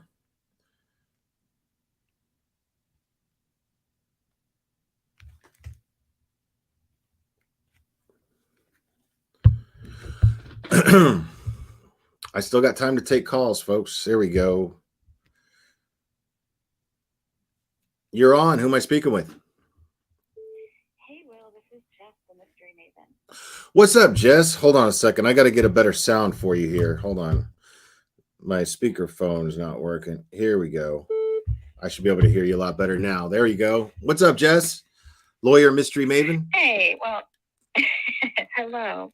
I just wanted to say thank you to you for all that you've done, not just here in Gannon's case, which, I mean, your coverage was exemplary and you went above and beyond, I think, when you covered that trial. Thank you. So I want to thank you for that. But I also want to thank you for, you know, taking this role on, like, as a leader in this community in raising awareness about what's going on here. I don't know about all that.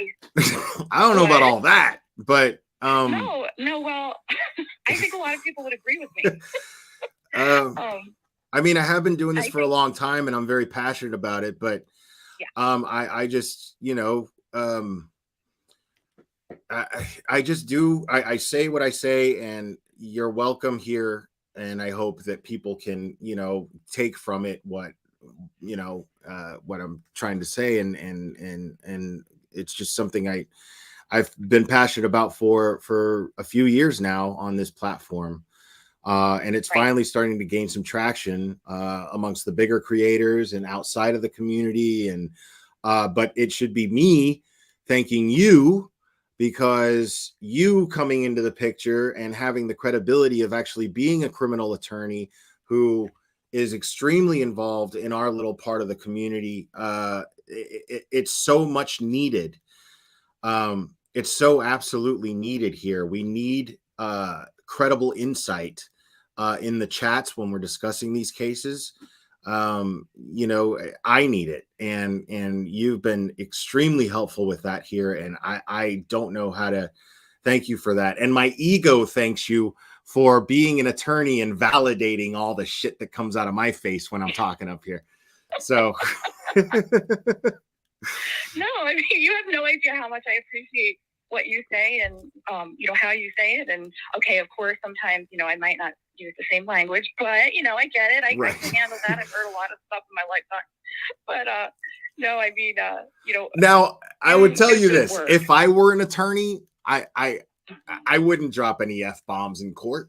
You know what I mean? Like, this is just the whole thing with this. It's just, I want people to take me seriously, and the only way to get people to really do that, when I'm so silly up here and even talking about things that are very serious, is to be completely and totally transparent and honest about who I am, and not patronize you guys by saying unalived instead of murdered, or saying SA instead of sexual assault. I mean, you're not children. You know what I mean? I'm not a child. I don't want to be placated to. I don't want to be patronized, and I'm not going to do that to my chat. And if it costs me ad revenue, I mean, ad revenue is so little, it's not worth compromising me being me and wanting to earn the respect of my audience by being completely transparent and honest. You can't put a price on that. So.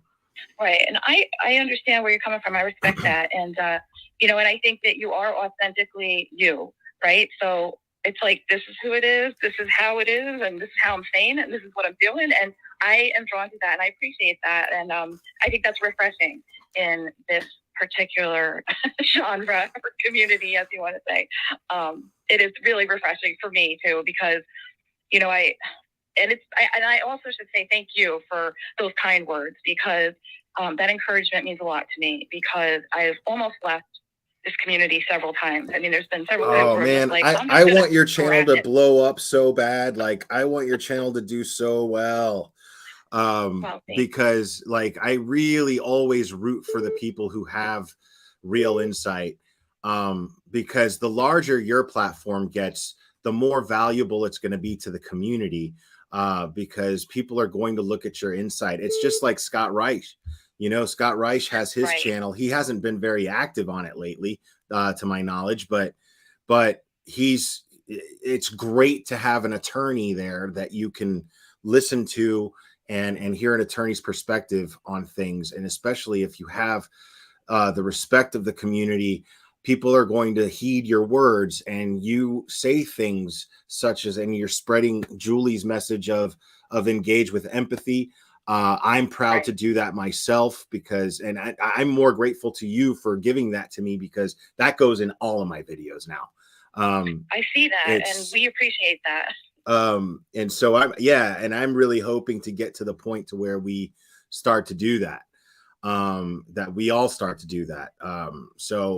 Any of the creators that are listening right now, and you have these strong feelings about what's going on with Gannon's case and what Zavgirl did, I do. Spread that hashtag, engage with empathy. Put that in your posts on social media, and if you have a YouTube channel, put it in your descriptions on your videos, please. Just copy and paste it every time. That's what I do. you know. Right. So it's not that hard, and hopefully we could spread Julie's message for Maura. Absolutely. And I know that she appreciates that, and her family does too. Yeah, I Thank was you for blown that. away, man. When she was on your channel talking to you, I was blown away, man. I was like, oh my God, that's Maura Murray's sister. Because I remember listening to podcasts about it. Like there was a period of time there where there were podcasts, multiple ones that were just solely about that case. You know, like the whole podcast was about the Maura Murray disappearance. Yeah, and what's interesting about that case is that case, when her sister went missing, it was actually the very beginning. Like literally, her sister went missing the week that Facebook started. So her case is considered at the very beginning of the explosion of social media. So it was like almost like a test case for true crime and how the case was treated by true crime creators in the community. And, and she really went through it. And that case, if you haven't been following true crime, for a long time, because this is a pretty old case, I think it's many, many years. But that case was in some ways very similar to some of the things we see with like Summer Wells. Like it was very polarizing, and I think it still is in many different communities. It can be still a polarizing case because people have very strong views on it, but people have also crossed lines in that case in ways that that I honestly I can't even disclose some of the ways that I am aware of because of my confidentiality. But I can only tell you that what she has gone through and what her family has gone through would probably blow most people's minds, and I mean, it's pretty bad. So, more awareness about all of this is so helpful. So And some of I these, just wanted to call you. What's that? some of these creators have some reach when it comes to harassing and threatening people. There was one person, I'm going to keep them anonymous, but there was a particular event that took place that everyone was talking about for a brief period of time, and someone who was behind that event, this is a good thing, I ended up in touch with that person, and we were emailing back and forth and planning to do a live stream together on this channel. And because of these particular events, this person backed out at the last minute from doing the live stream with me, respectfully and understandably, because they said that they were getting people calling and say, or emailing her and giving her address and saying, we have your address, blah blah blah. So and it was really, this guest would have been so insightful, and it would have been so great, and it would have really helped again spread the word outside of the community. And it's unfortunate that this person this person was intimidated to just move on to the next thing instead of the issues that are happening in this community. And I was this close. I was this close, man. No, that's a hard pill to swallow sometimes. Yeah. And it would have been great. And that person was really nice to me, and they were like, no, and I'm a big fan of your channel now. And, so, I mean, I haven't stayed in touch with them, but I also figure it's just a professional, your common basic professionalism to just be like, yes, I love your channel and everything's good. And it was really nice. But yeah, let's go our separate ways now. So but and I really don't blame anyone for that, because these people are crazy. It was like what Brian Entin said in that one article. He was like, I don't want Bullhorn Betty showing up at my house with a bullhorn. Right. And It's crazy to me that of all communities, of true crime, that people pass those boundaries, that they're pressing the boundaries there to into criminal activity at times. And it just shocks me. I'm like, wait, I would expect more. Yeah. I would expect a community that would be a little more savvy and aware and, maybe risk averse. I don't know. You No, know? see, that's the But- thing is what's funny is that's the majority of people. Like you look at the creators who do things on a very respectable level, but they do it in a very borderline professional level, or at least as professional as a YouTuber can get, in what they do, and they have hundreds of thousands of subscribers, and those audiences are made up of very intelligent people. You know what I mean? Right. And so this is actually the smaller part of the true crime community on YouTube. And that's okay, but it's pretty awful, because the thing is we don't really have to worry about a really nefarious YouTuber getting to 100,000 to 200,000 subscribers. Not usually. It's very rare that it happens, because most people actually do have these high standards that people like you and I are always pushing our audiences to have, Right. It's true. It's a really good point. But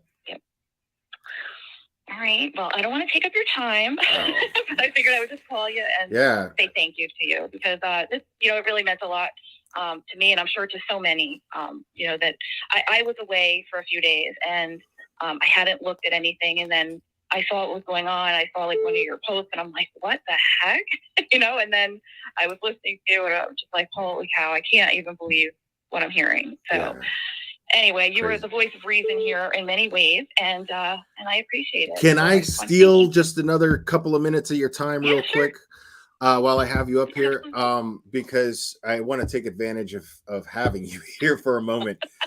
All right, I'll send you my bill after this. What the attorney that was on duty, Ron, tonight mentioned something about Gannon's Law.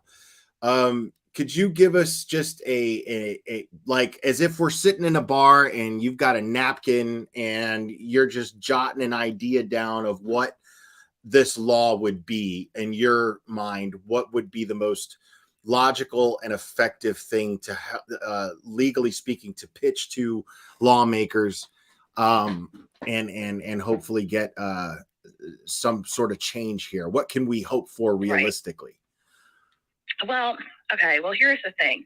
A lot of people are under the assumption that this request that was made was pursuant to the FOIA law.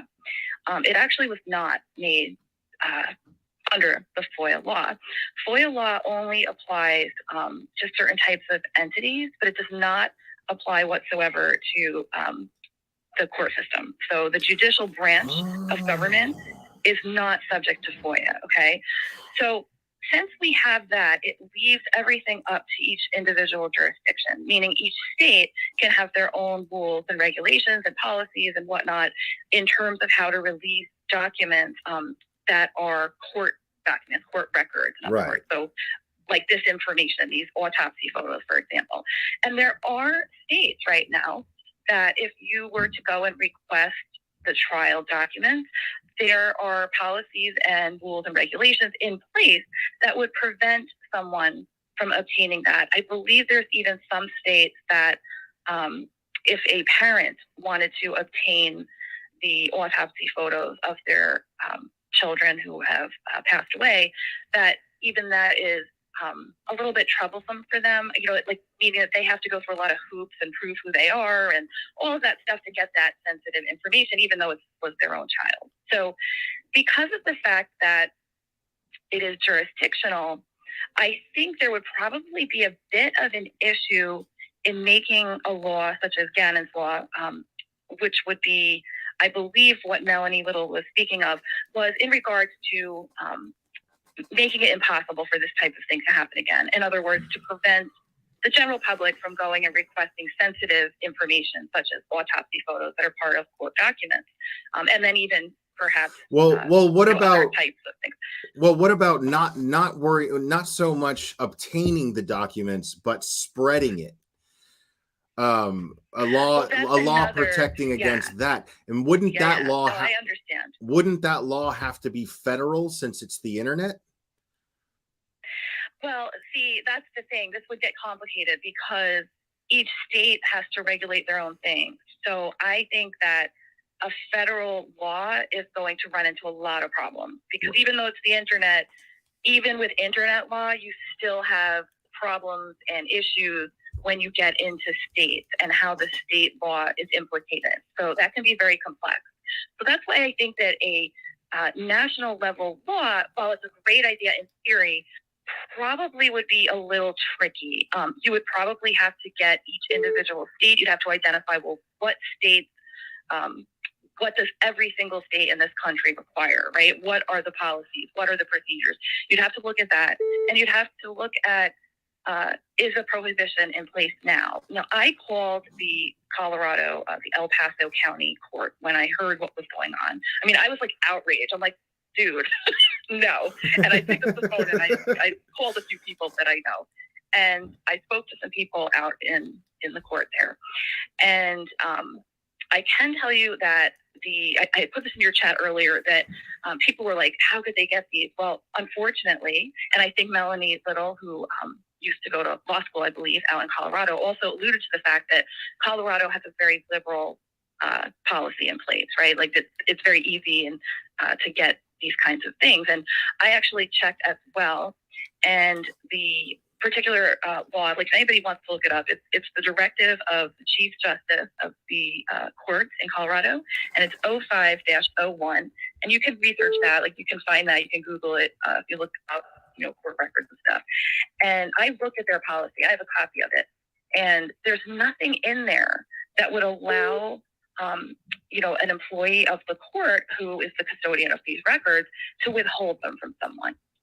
So the good news is that the people that I spoke to were very, very concerned about all of this. They were well aware of it when I called, and I had some, detailed conversation as well with someone.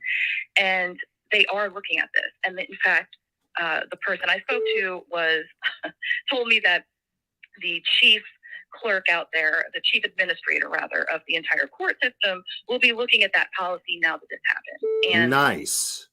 Yeah, and what the person told me was Look at that, you kicking I ass and getting things done. I love it. Oh, well, that's, I do a lot of things in my private life that I don't, YouTube is something I do that's ancillary to everything else. And so my direction in my life in the last couple of years has been to work with crime victims, and I do it for free. It's pro bono. And so I'm very aware and sensitive of victims and victims' families. So when I see things, I tend to be like, okay, we're going to just address that. I'm not going to just turn a blind eye to something that is so harmful.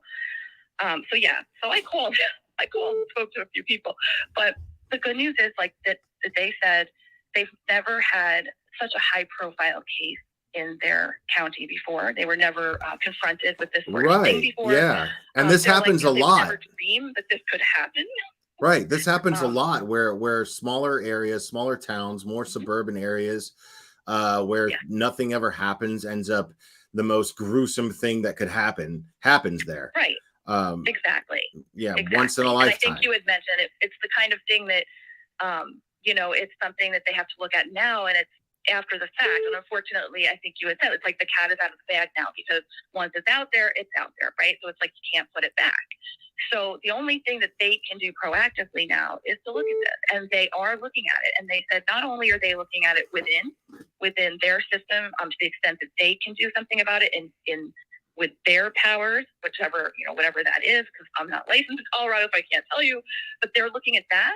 But they're also having conversations, and I believe even the DA tonight with Brian Entin was kind of alluding to that, like that the legislators may get involved. So in terms of a law, I think it would probably have to be state-based, but I think it's a possibility. I mean, it could be something that could be done on a national level, but it will have to be addressed by each individual state.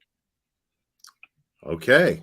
Yeah, at least there's hope. And it's a hell of a thing that that you this got this much attention because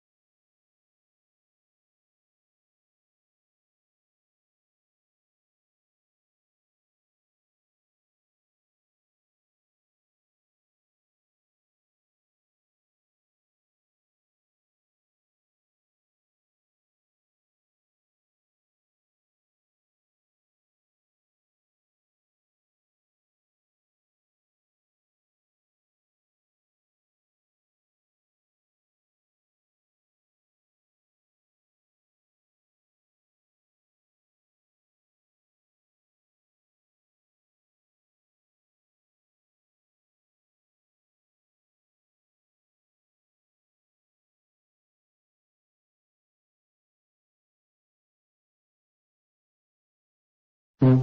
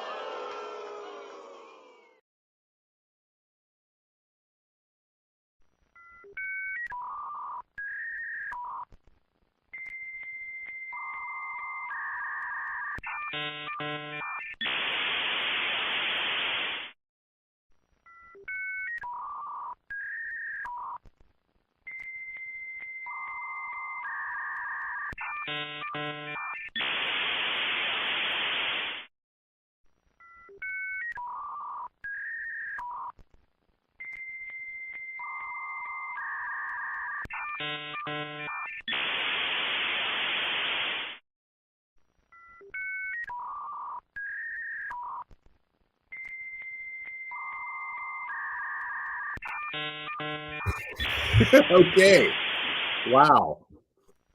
That was interesting, folks. I'm sorry about that. And I'm sorry we got cut off for Mystery Maven. Thank you for that insight. And thank you, Jennifer Ray. Fox 31 is also covering the story in news tonight, speaking to parents as well. They said, let's take a look into that and see if we can find anything. Lawyer Mystery Maven, thank you again for all that insight. And I can't believe that my image wouldn't come through, but you guys could still hear my sound effect, which is pretty funny. Hold on a second. Let me yeah. Lawyer Mystery, man.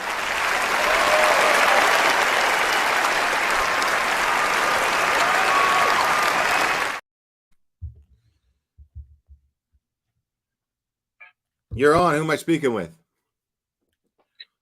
Namastella. Who?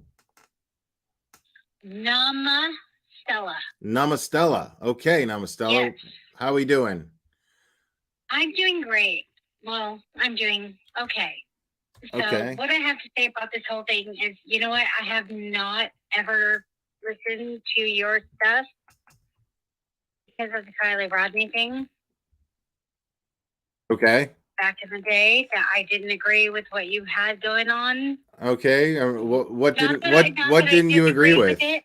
Oh, you got me curious now. What didn't you agree with? Oh, I got you serious now. Okay, we can do this all day. Okay. So it just seemed like you were jealous. Jealous of who? Ryan at church and anybody else who had anything going on in the case. Really? That's what I saw from outside of my very tiny box. Yes. Okay. It seemed like a lot of people were getting attention, and maybe you did have something to say. Maybe you did have good information, but it was just being blocked by superstars. And you're right. We didn't listen to that because they were superstars or because they were more popular. But I was listening to a couple of different So you're people, saying and they now, were now you're saying that now you agree with not me what I said. about Don't be careful. No, okay, so Not what I explain to said. me. So you still think there was foul play in the Kylie Rodney case? Yes, I do. Okay. I absolutely do. I absolutely do. I think there is some things going on. You are an idiot.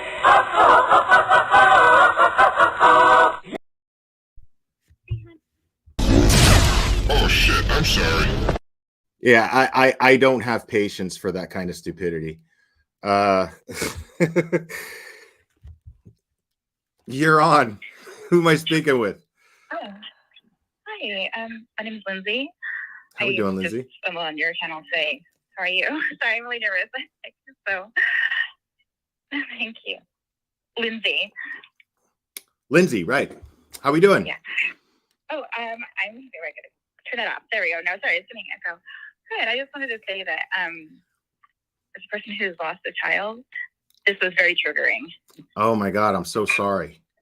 And yesterday I was losing my mind over this, and I couldn't focus. So I maybe went a little overboard, but I contacted the Florida Medical Examiner's Office that did the autopsy hoping that their laws would apply because that's where it was conducted. And then I did missing and exploited children and then reported to Patreon and YouTube. But I just feel like it's just, if you think about being your child, and today is actually 8 months since I lost my daughter.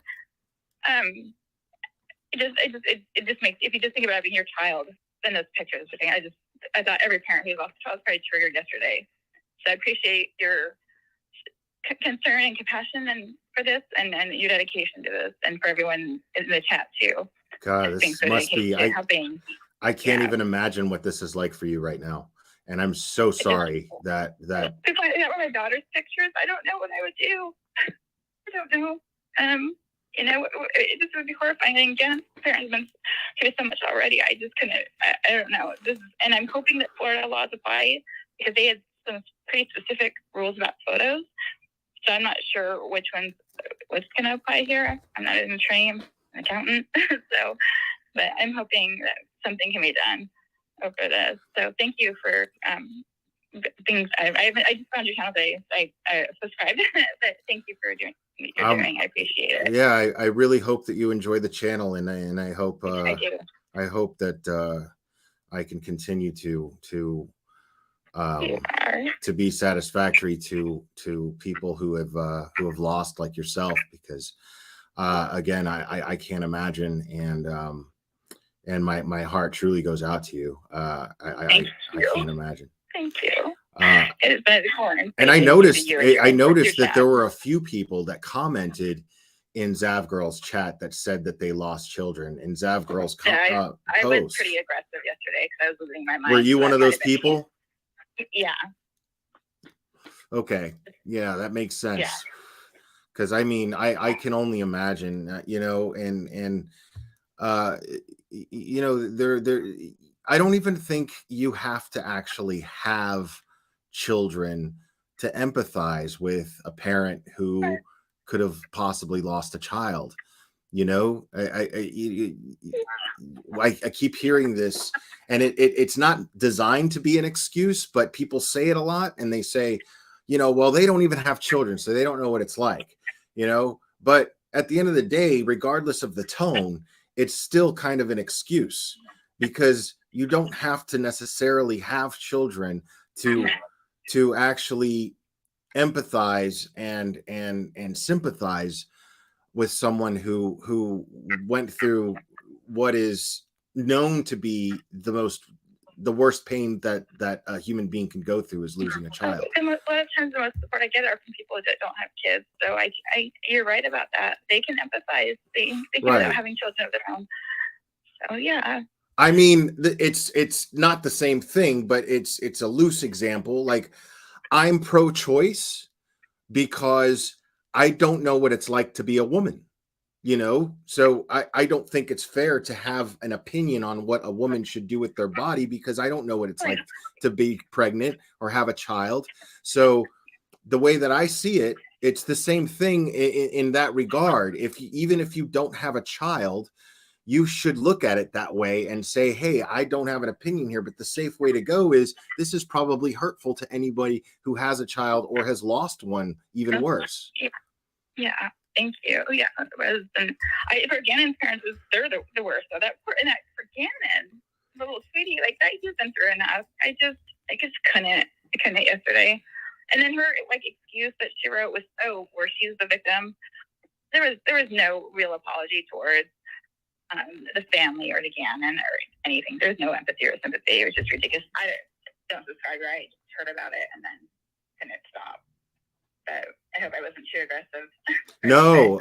I mean, you have every right to express, and that's what's blowing my mind is, you know, you have every right to have an emotional response, to say the least. To put it mildly, you have every right to to have an emotional response, to say the least.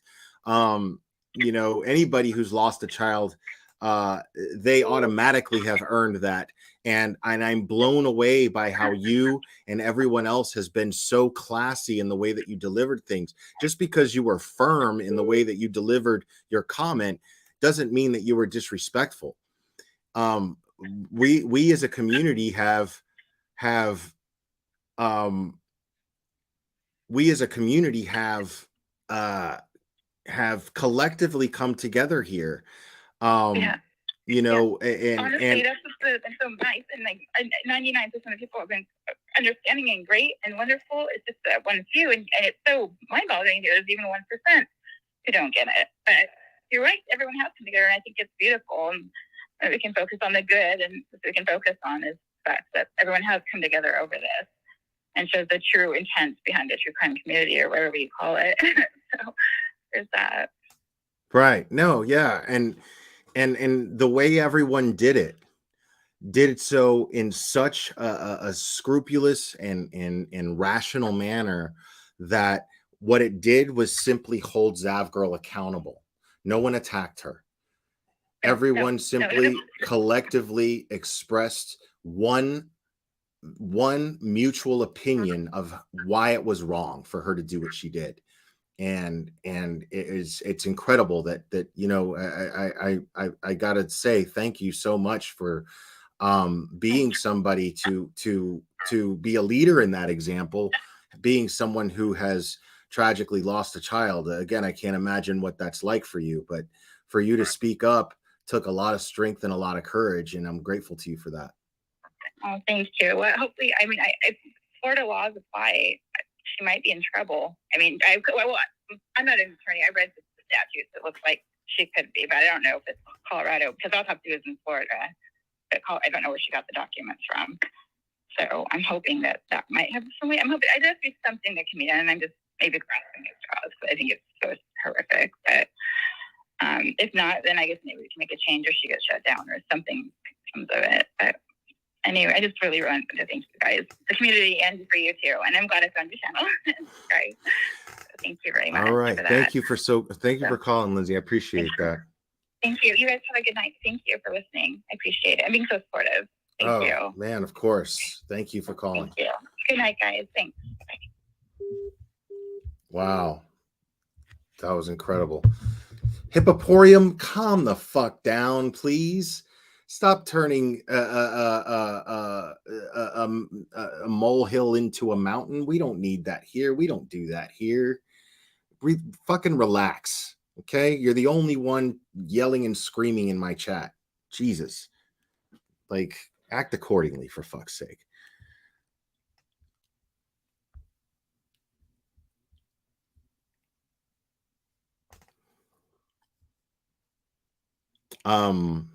Someone else was trying to call, but there was no way I was going to cut that person off or interrupt them. That conversation was absolutely up to her for as long as she wanted to have it. And that's the kind of voice that Zavgirl needs to hear. To try to at least make some token of effort of empathizing with someone who has lost a child.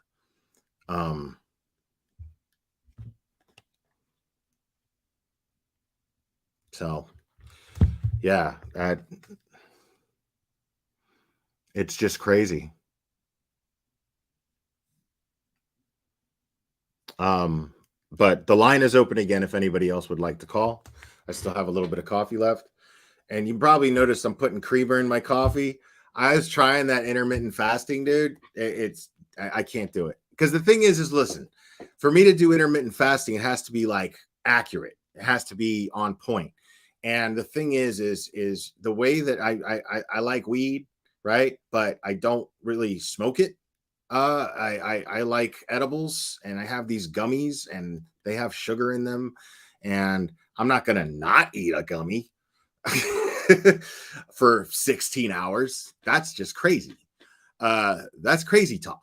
So intermittent fasting is not working for me at the moment. I am just trying to watch my calories, and it's working. Since I've started to try to cut weight, I've cut like 15 pounds. Crazy. Steph, welcome.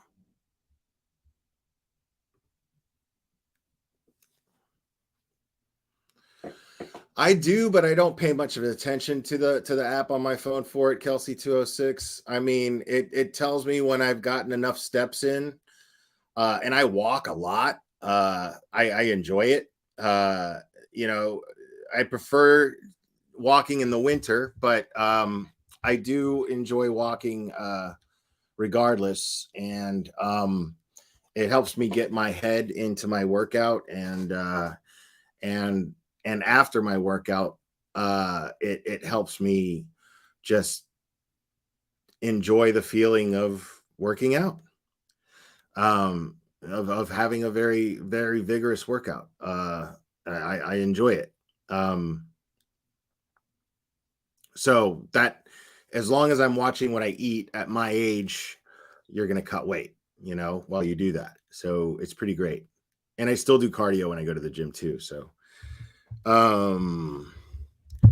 you're on. Who am I speaking with?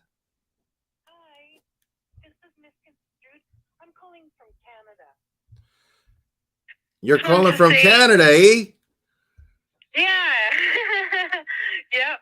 The land of smoke. All right. I just wanted to say thanks a lot.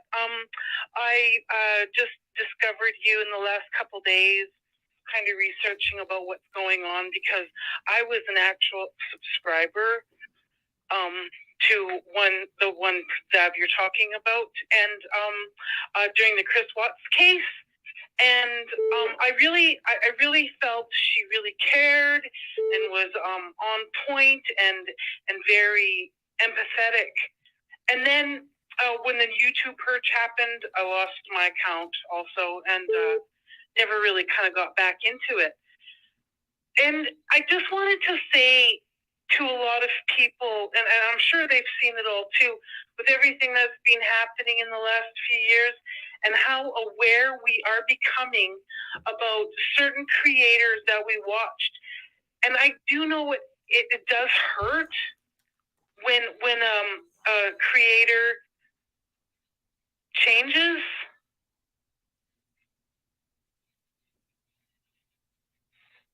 I'm sorry. Say that one more time for me, please. Oh, I just want to say it hurts when a content creator that you've watched them, you empathized with them, you agreed with the story they were telling, and then they change. Like I haven't changed about how I feel about things. What's going on right now? I'm really glad people are calling out what many different creators are doing, saying specific things and showing horrible pictures that I couldn't even watch that Gannon's case. It was so horrific because I'm a mom. It wasn't an easy one, man. It was not easy, but for me, I think because I was so horrified by it, and there was just something about Gannon that I related to. Just reminded me of myself as a little kid. There was a lot about him, and I just related to the kid, and I became very emotionally involved. But because I became so emotionally involved, I became more focused on I just became hyper focused on the obsession with justice taking place. So as horrific as a lot of the details were, I just stayed focused on watching Letitia get what she deserves. And that helped for me. And I know a lot of people just aren't built that way. And that's perfectly understandable. You know, a lot of people just don't follow true crime because they just don't want to think about the fact that people do these things to their own kids or their own spouses. You know, people just don't want to think about these things happening in the world, and that's perfectly understandable. I get that. You know, but you know, so I get that you just couldn't follow Gannon's case for that reason. I understand that. And you shouldn't feel bad about that at all. No, it's really important though that people understand we're coming to a point where we got to make a stand at what we're willing to believe, put up with, listen to. It's and most of it is like total bullshit. They are just doing it for clout and money and fame. And so many people are getting sick of this, and call them all out. Call them all out. Right. The people who purchased Zav Girl's Patreon for this reason need to take a really hard look at themselves in the mirror. Yeah, exactly. Those I don't see people, how in those my photos- opinion, those people are just as accountable. Agree 100%. I don't see how, unless you're studying to be a forensic pathologist or scientist or anything, there would be no reason on earth why pictures of an innocent And why child would you go through Zav Girl to do it? You know what I mean? Or fucking Natasha Cooper. Mary Queen of Shots, thank you so much. Zav better update that old resume, because with this much media coverage, YouTube will most likely terminate her channel. Good riddance. Yeah, agreed. Good riddance. Well, thank you for what you do, and I'm glad I subscribed, because you really do make perfect sense. I've only watched maybe about 3 of your shows. It's refreshing, and it's nice to hear someone like protect the children. We need to stop putting up with this bullshit. Yeah. Yeah. Of people just. I mean, but it's like you lives. said, it's, you know, we can only do what we do. I've been at this for a long time, and now it's just now starting to gain some traction outside of the community, which is which is all I've ever really hoped for. And I'm hoping that, you know, and I gotta say, I love the fact that they finally put a creator on blast and held them accountable on the way that Brian Entin did it and the way that the Fox 31 did so. Let me check an update. Let me see if they've got the right. I love that they called them out by name because people have this very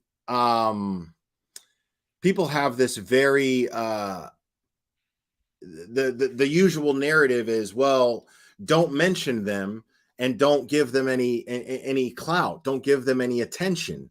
You're feeding it. Well, I disagree, and I've been saying this for quite a while now, that I disagree. I say put them on blast. I say make them the example of what not to do, and that's exactly what has happened with Zav Girl here, and it's working. So if we continue to do this with creators like Bullhorn Betty, with creators like Jonathan Lee Riches, with any other creators that engage in the kind of behavior that these people do, like No Thanks is already canceled. You know, I'd like to see this happen to Chris McDonough, but you know, I mean, you could wish in one hand and shit in the other, and see which fills up first. Yeah. Yeah, but and another thing too that people don't understand is there's a lot of sexual predators online that have tens of 100,000 followers, hundreds of thousands of followers, and they seem to get a slap on the hand. A lot of makeup artists on YouTube are going through the same thing. James Charles, for one, some other YouTube millions of subscribers go through this, and they just get pushed to the side, like, oh, you make YouTube too much money or something. We can't let you go. See, that's what happens. But I'm seeing a trend here, because a lot of the creators who are like, I've seen a trend where bigger creators, the only one that didn't fall into this category for some reason, and I don't know why, but I'll try to explore it, was Katie Joy.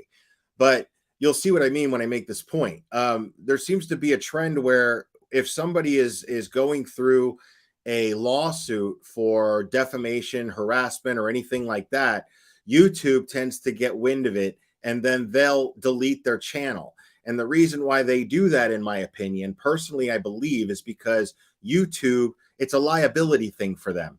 YouTube will want to separate themselves and sever whatever business partnership, because if you have a YouTube channel and you are monetized, you are in a business partnership with Google, with YouTube, with AdSense. You are in a business partnership with them, and they don't want to be partnered with people who could get them sued.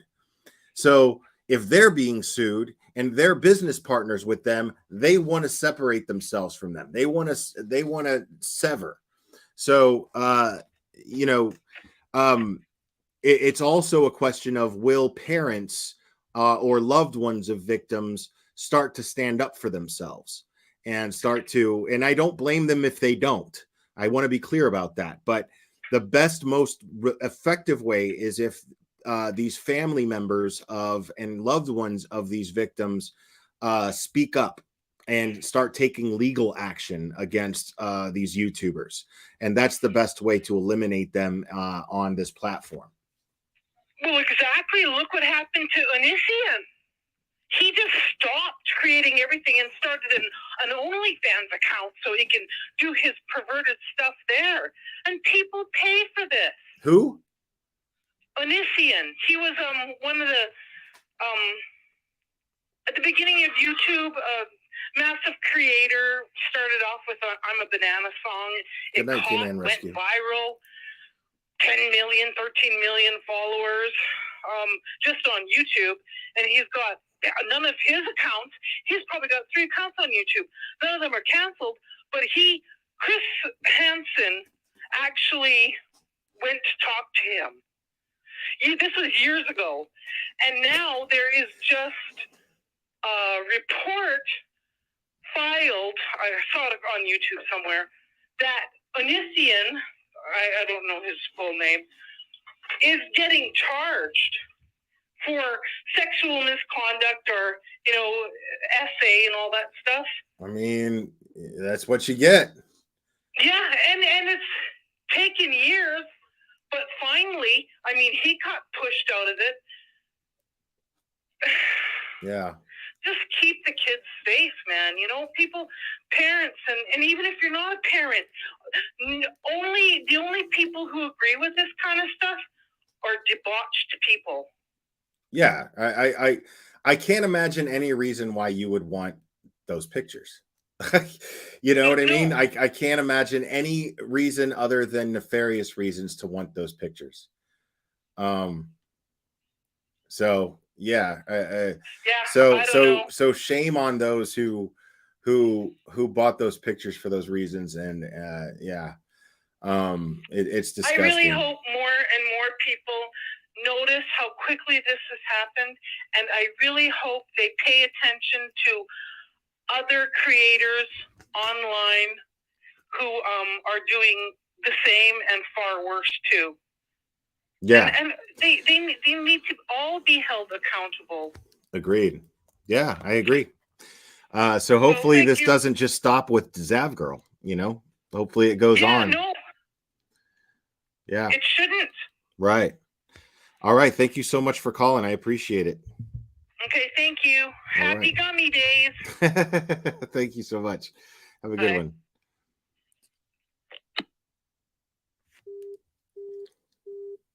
All right. Numbers right here, folks.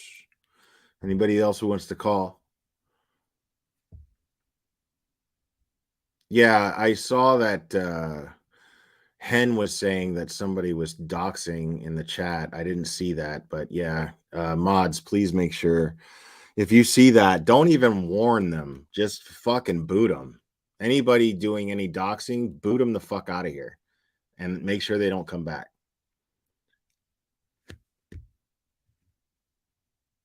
You're on. Who am I speaking with? Hello? Yes. This is Robin. Robin. Hang on, let me get you off the speaker.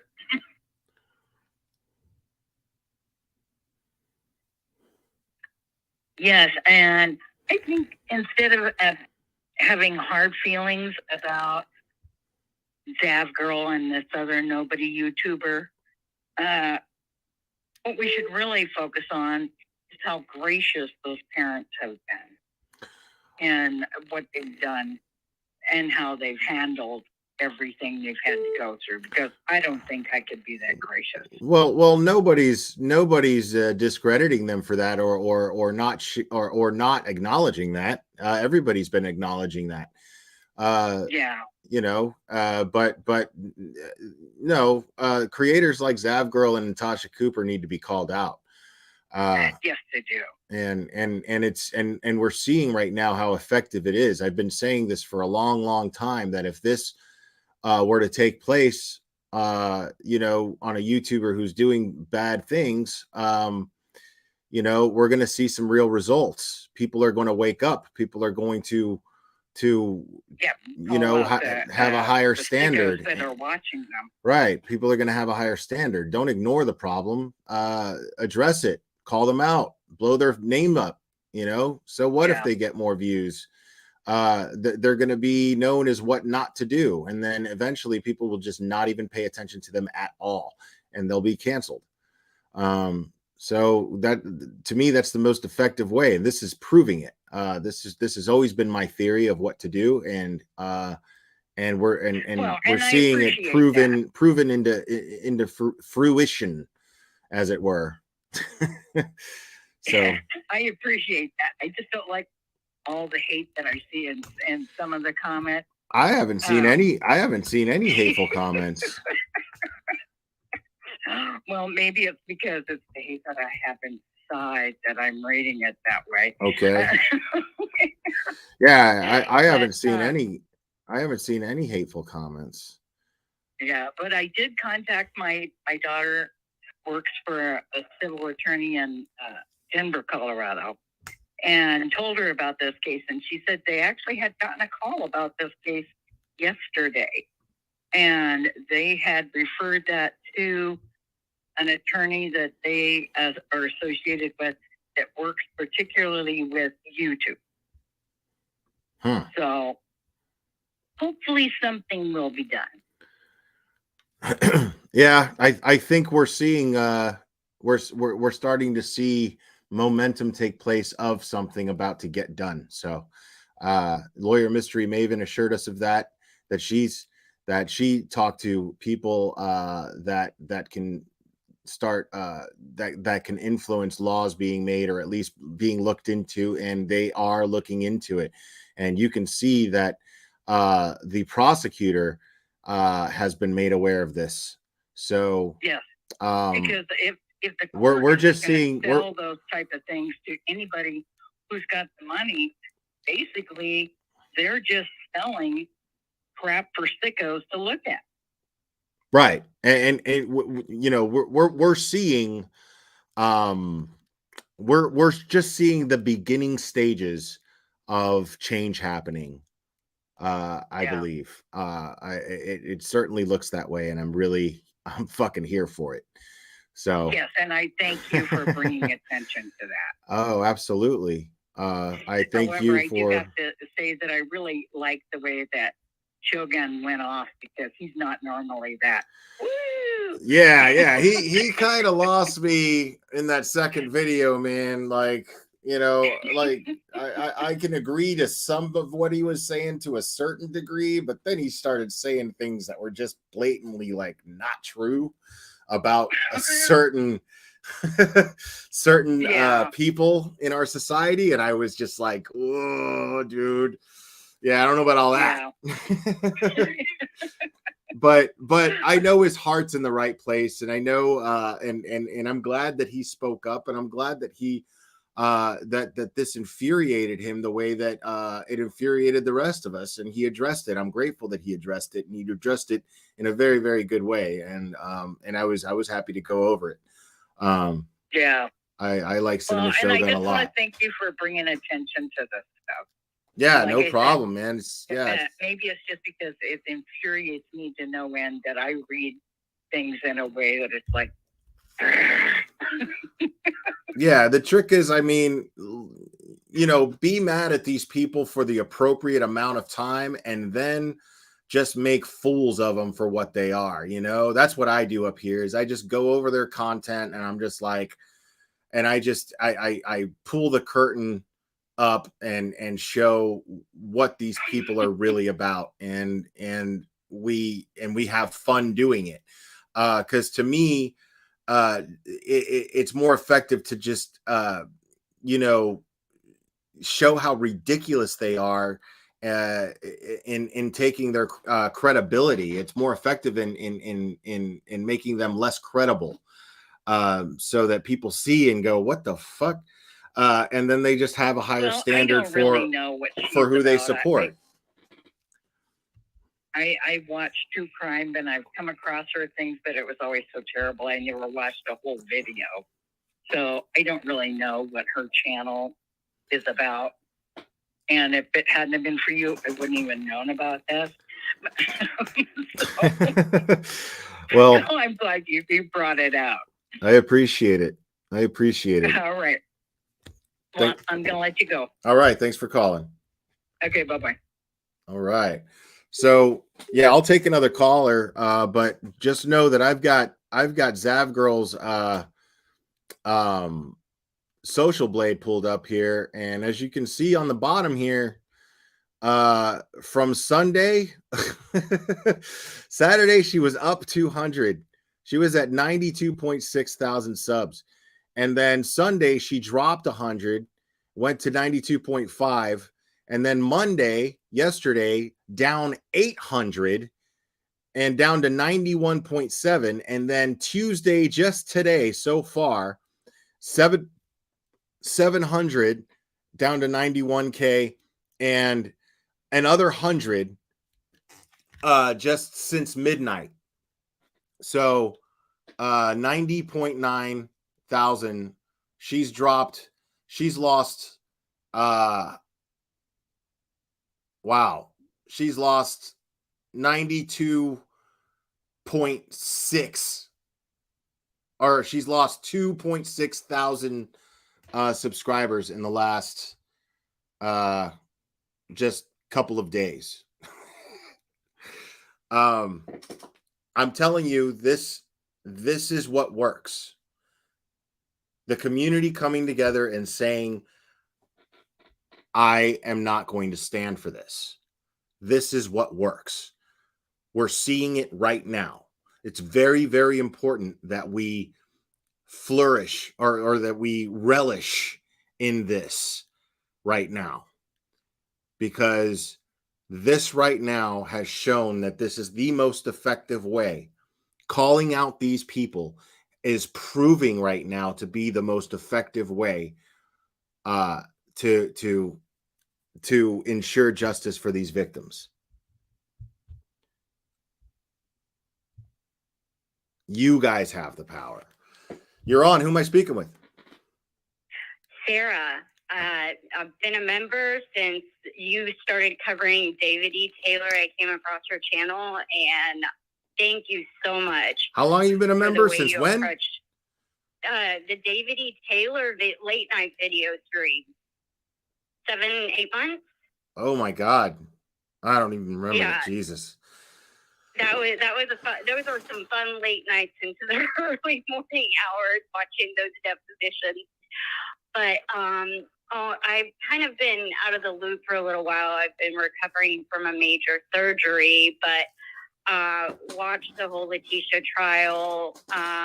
You've known about it since the beginning, and I did not know. So did Zav Girl basically post the autopsy photos to her behind a paywall on her Patreon, made it available to everybody to pay? Is that basically what happened? As I understand it, you get access. She put the video in a Dropbox, but didn't password protect it.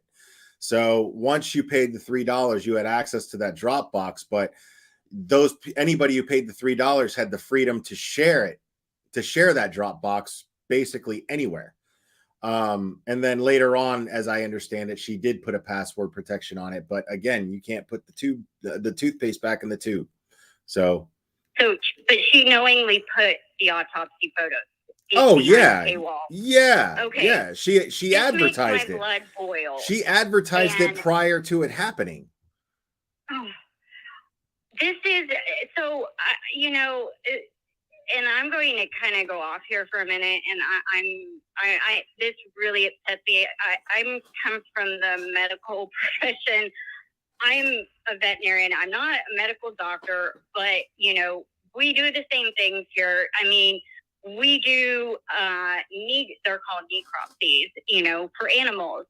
And I know the whole procedure. And I mean, I think this is taking true crime to an ultimate low by doing this, by exploiting children. That's why every other credible creator is angry about it, because it makes the whole community look bad.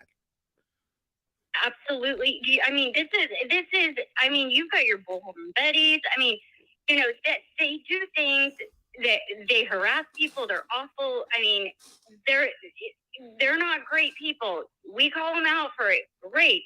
But I mean, this is a sickening low. It's imagine if that was like that girl had a child and then her kid was stabbed, shot, bludgeoned, and then she put all of her child's photos out there. Okay, I compare it to like this. When you're watching a trial, whenever they show the photos of autopsies, of, you know, anything that is not appropriate, they're only shown to the prosecution's table, the defense's table, the judge, and the jurors, and they ask the camera to be turned away. Just because you put it behind a paywall doesn't make it any different. I mean, that's like putting the camera full blast and showing autopsy photos and streaming it live online. Yeah, the excuse is that she put it, like, the excuse of the idiots that support her are like, well, she put it behind a paywall to protect the integrity of it, so not everybody would go. But she didn't even put her password on the Dropbox. I mean, it doesn't matter. If you show the shit, somebody could easily download the video. They could record it. They could do all kinds. They could screen record it and share it. Yep. I mean, there's just so much. Once you put it out there on the internet, it doesn't even matter if it's in a private, closed setting. Somebody is going to leak it. And somebody did. And it doesn't even matter whether, I mean, that's a horrible thing that somebody leaked. That's one of the horrible things about it. But what is the use? What is the use to view those photos? Right.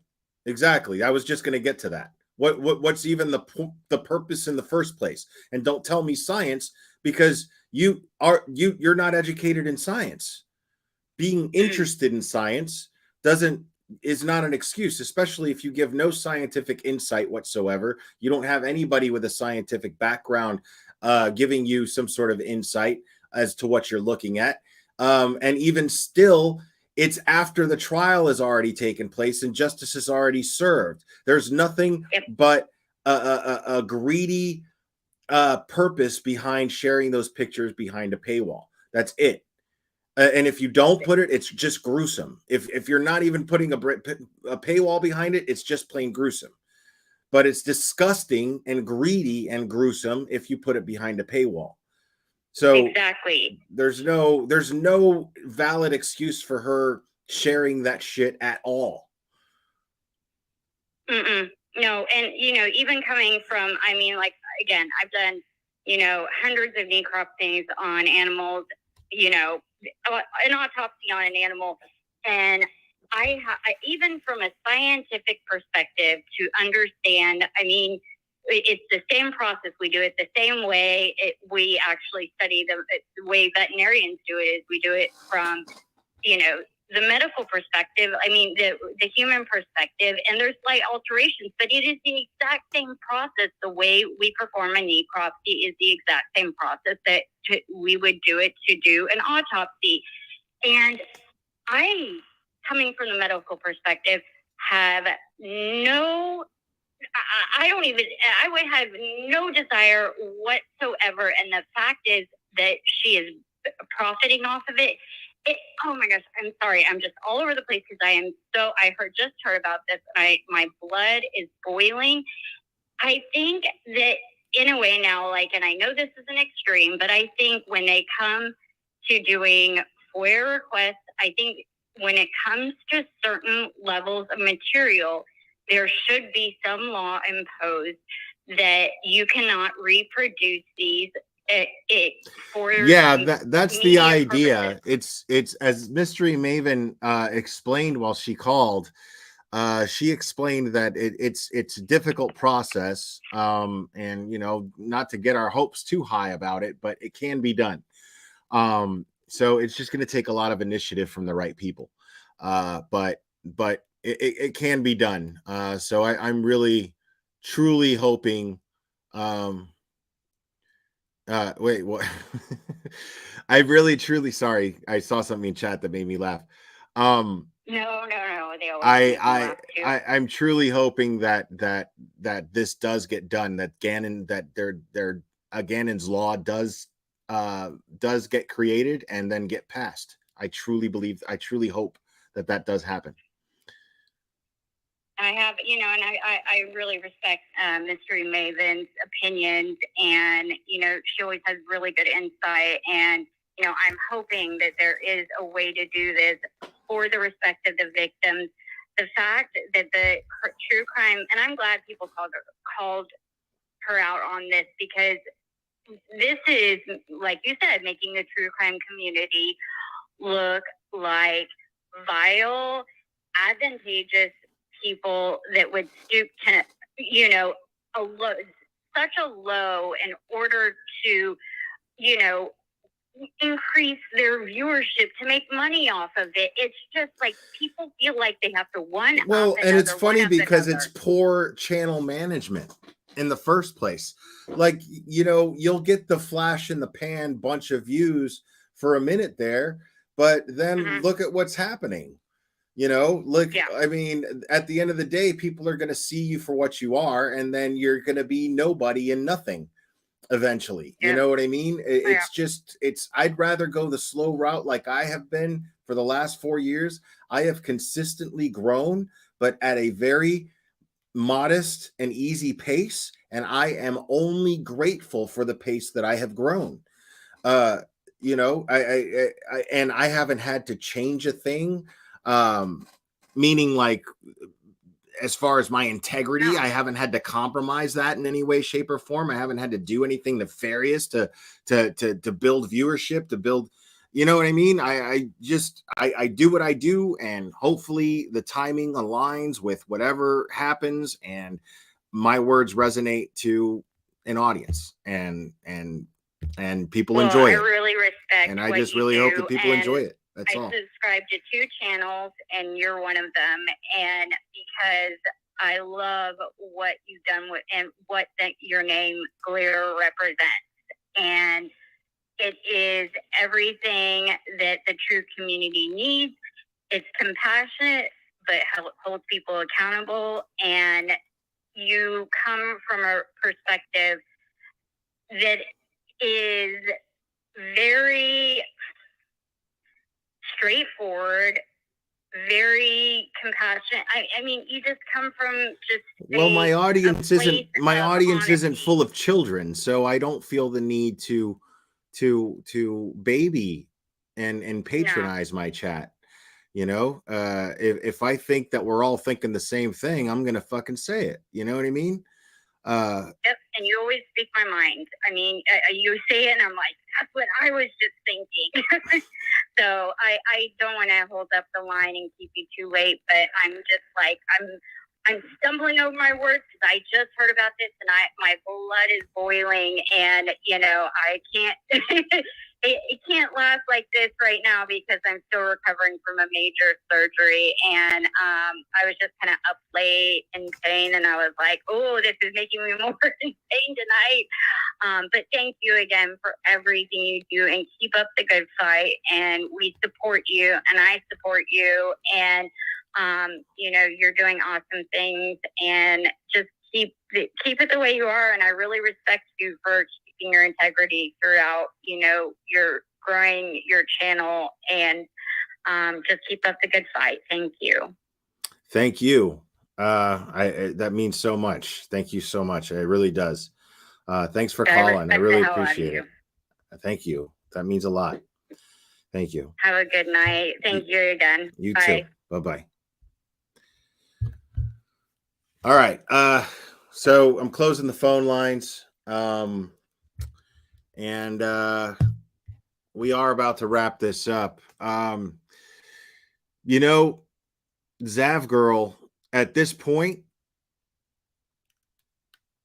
just do yourself, do everybody a favor, because the truth is it's too late for an apology. It's the least you can do, and I still say you do it. But you know, I have no reason to believe that you mean it. You know, I have no reason to believe that based on your post trying to defend yourself.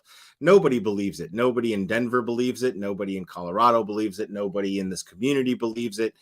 Everybody has used it for an example. Major media sources, like mainstream media sources, posted your post and used it as an example of a heartless and completely and totally unscrupulous YouTube creator who cares nothing about victims or their loved ones. So just do us all a favor and do yourself a favor and just delete your channel and go away. The community has spoken. I don't, you've never shown that you can actually contribute anything worthwhile to this community. Not once. No content that you've ever had has ever resonated with the rest of us as something that contributes to this community and contributes something positive towards victims or their loved ones in this community and outside of this community. So just you know, just go away. You know, I wish you the best life in the world. Seriously, I you know, maybe, you know, bartend. I don't know, something like that. I mean, I don't really see you doing anything that actually requires work. But, you know, just find something else to make yourself happy. We all deserve to be happy. You deserve to be happy. I don't see how you're going to be happy unless you're just a miserable fuck in a community full of people who don't want you here. So just do the noble thing and just delete your channel and go away. Lindsay G, thank you so much. Thank you, Glary, your mods and your chat group. All of you are so wonderful and kind. Sorry, I was so nervous and emotional on the call. Oh no, you were great. And thank you so much for sharing. And oh man, I wish you yeah, I'm really grateful for the super chat, but you really didn't have to do that. Just what you just having the courage to come up here and share your feelings and share your situation with everybody, that took a lot of courage. And I'm really grateful to you for that, and I'm sure everyone in the chat is very grateful to you for that. So thank you so much. Seriously, I really appreciate it.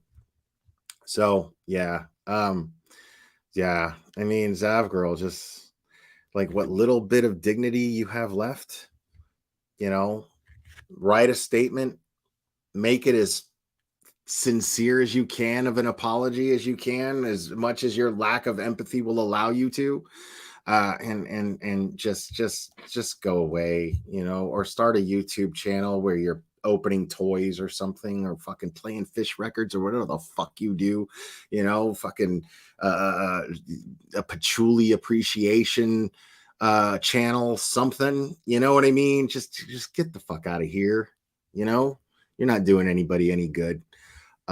So anyways, guys, I really appreciate all you guys, and I really appreciate all your support, and I love you guys very, very much. You guys are amazing.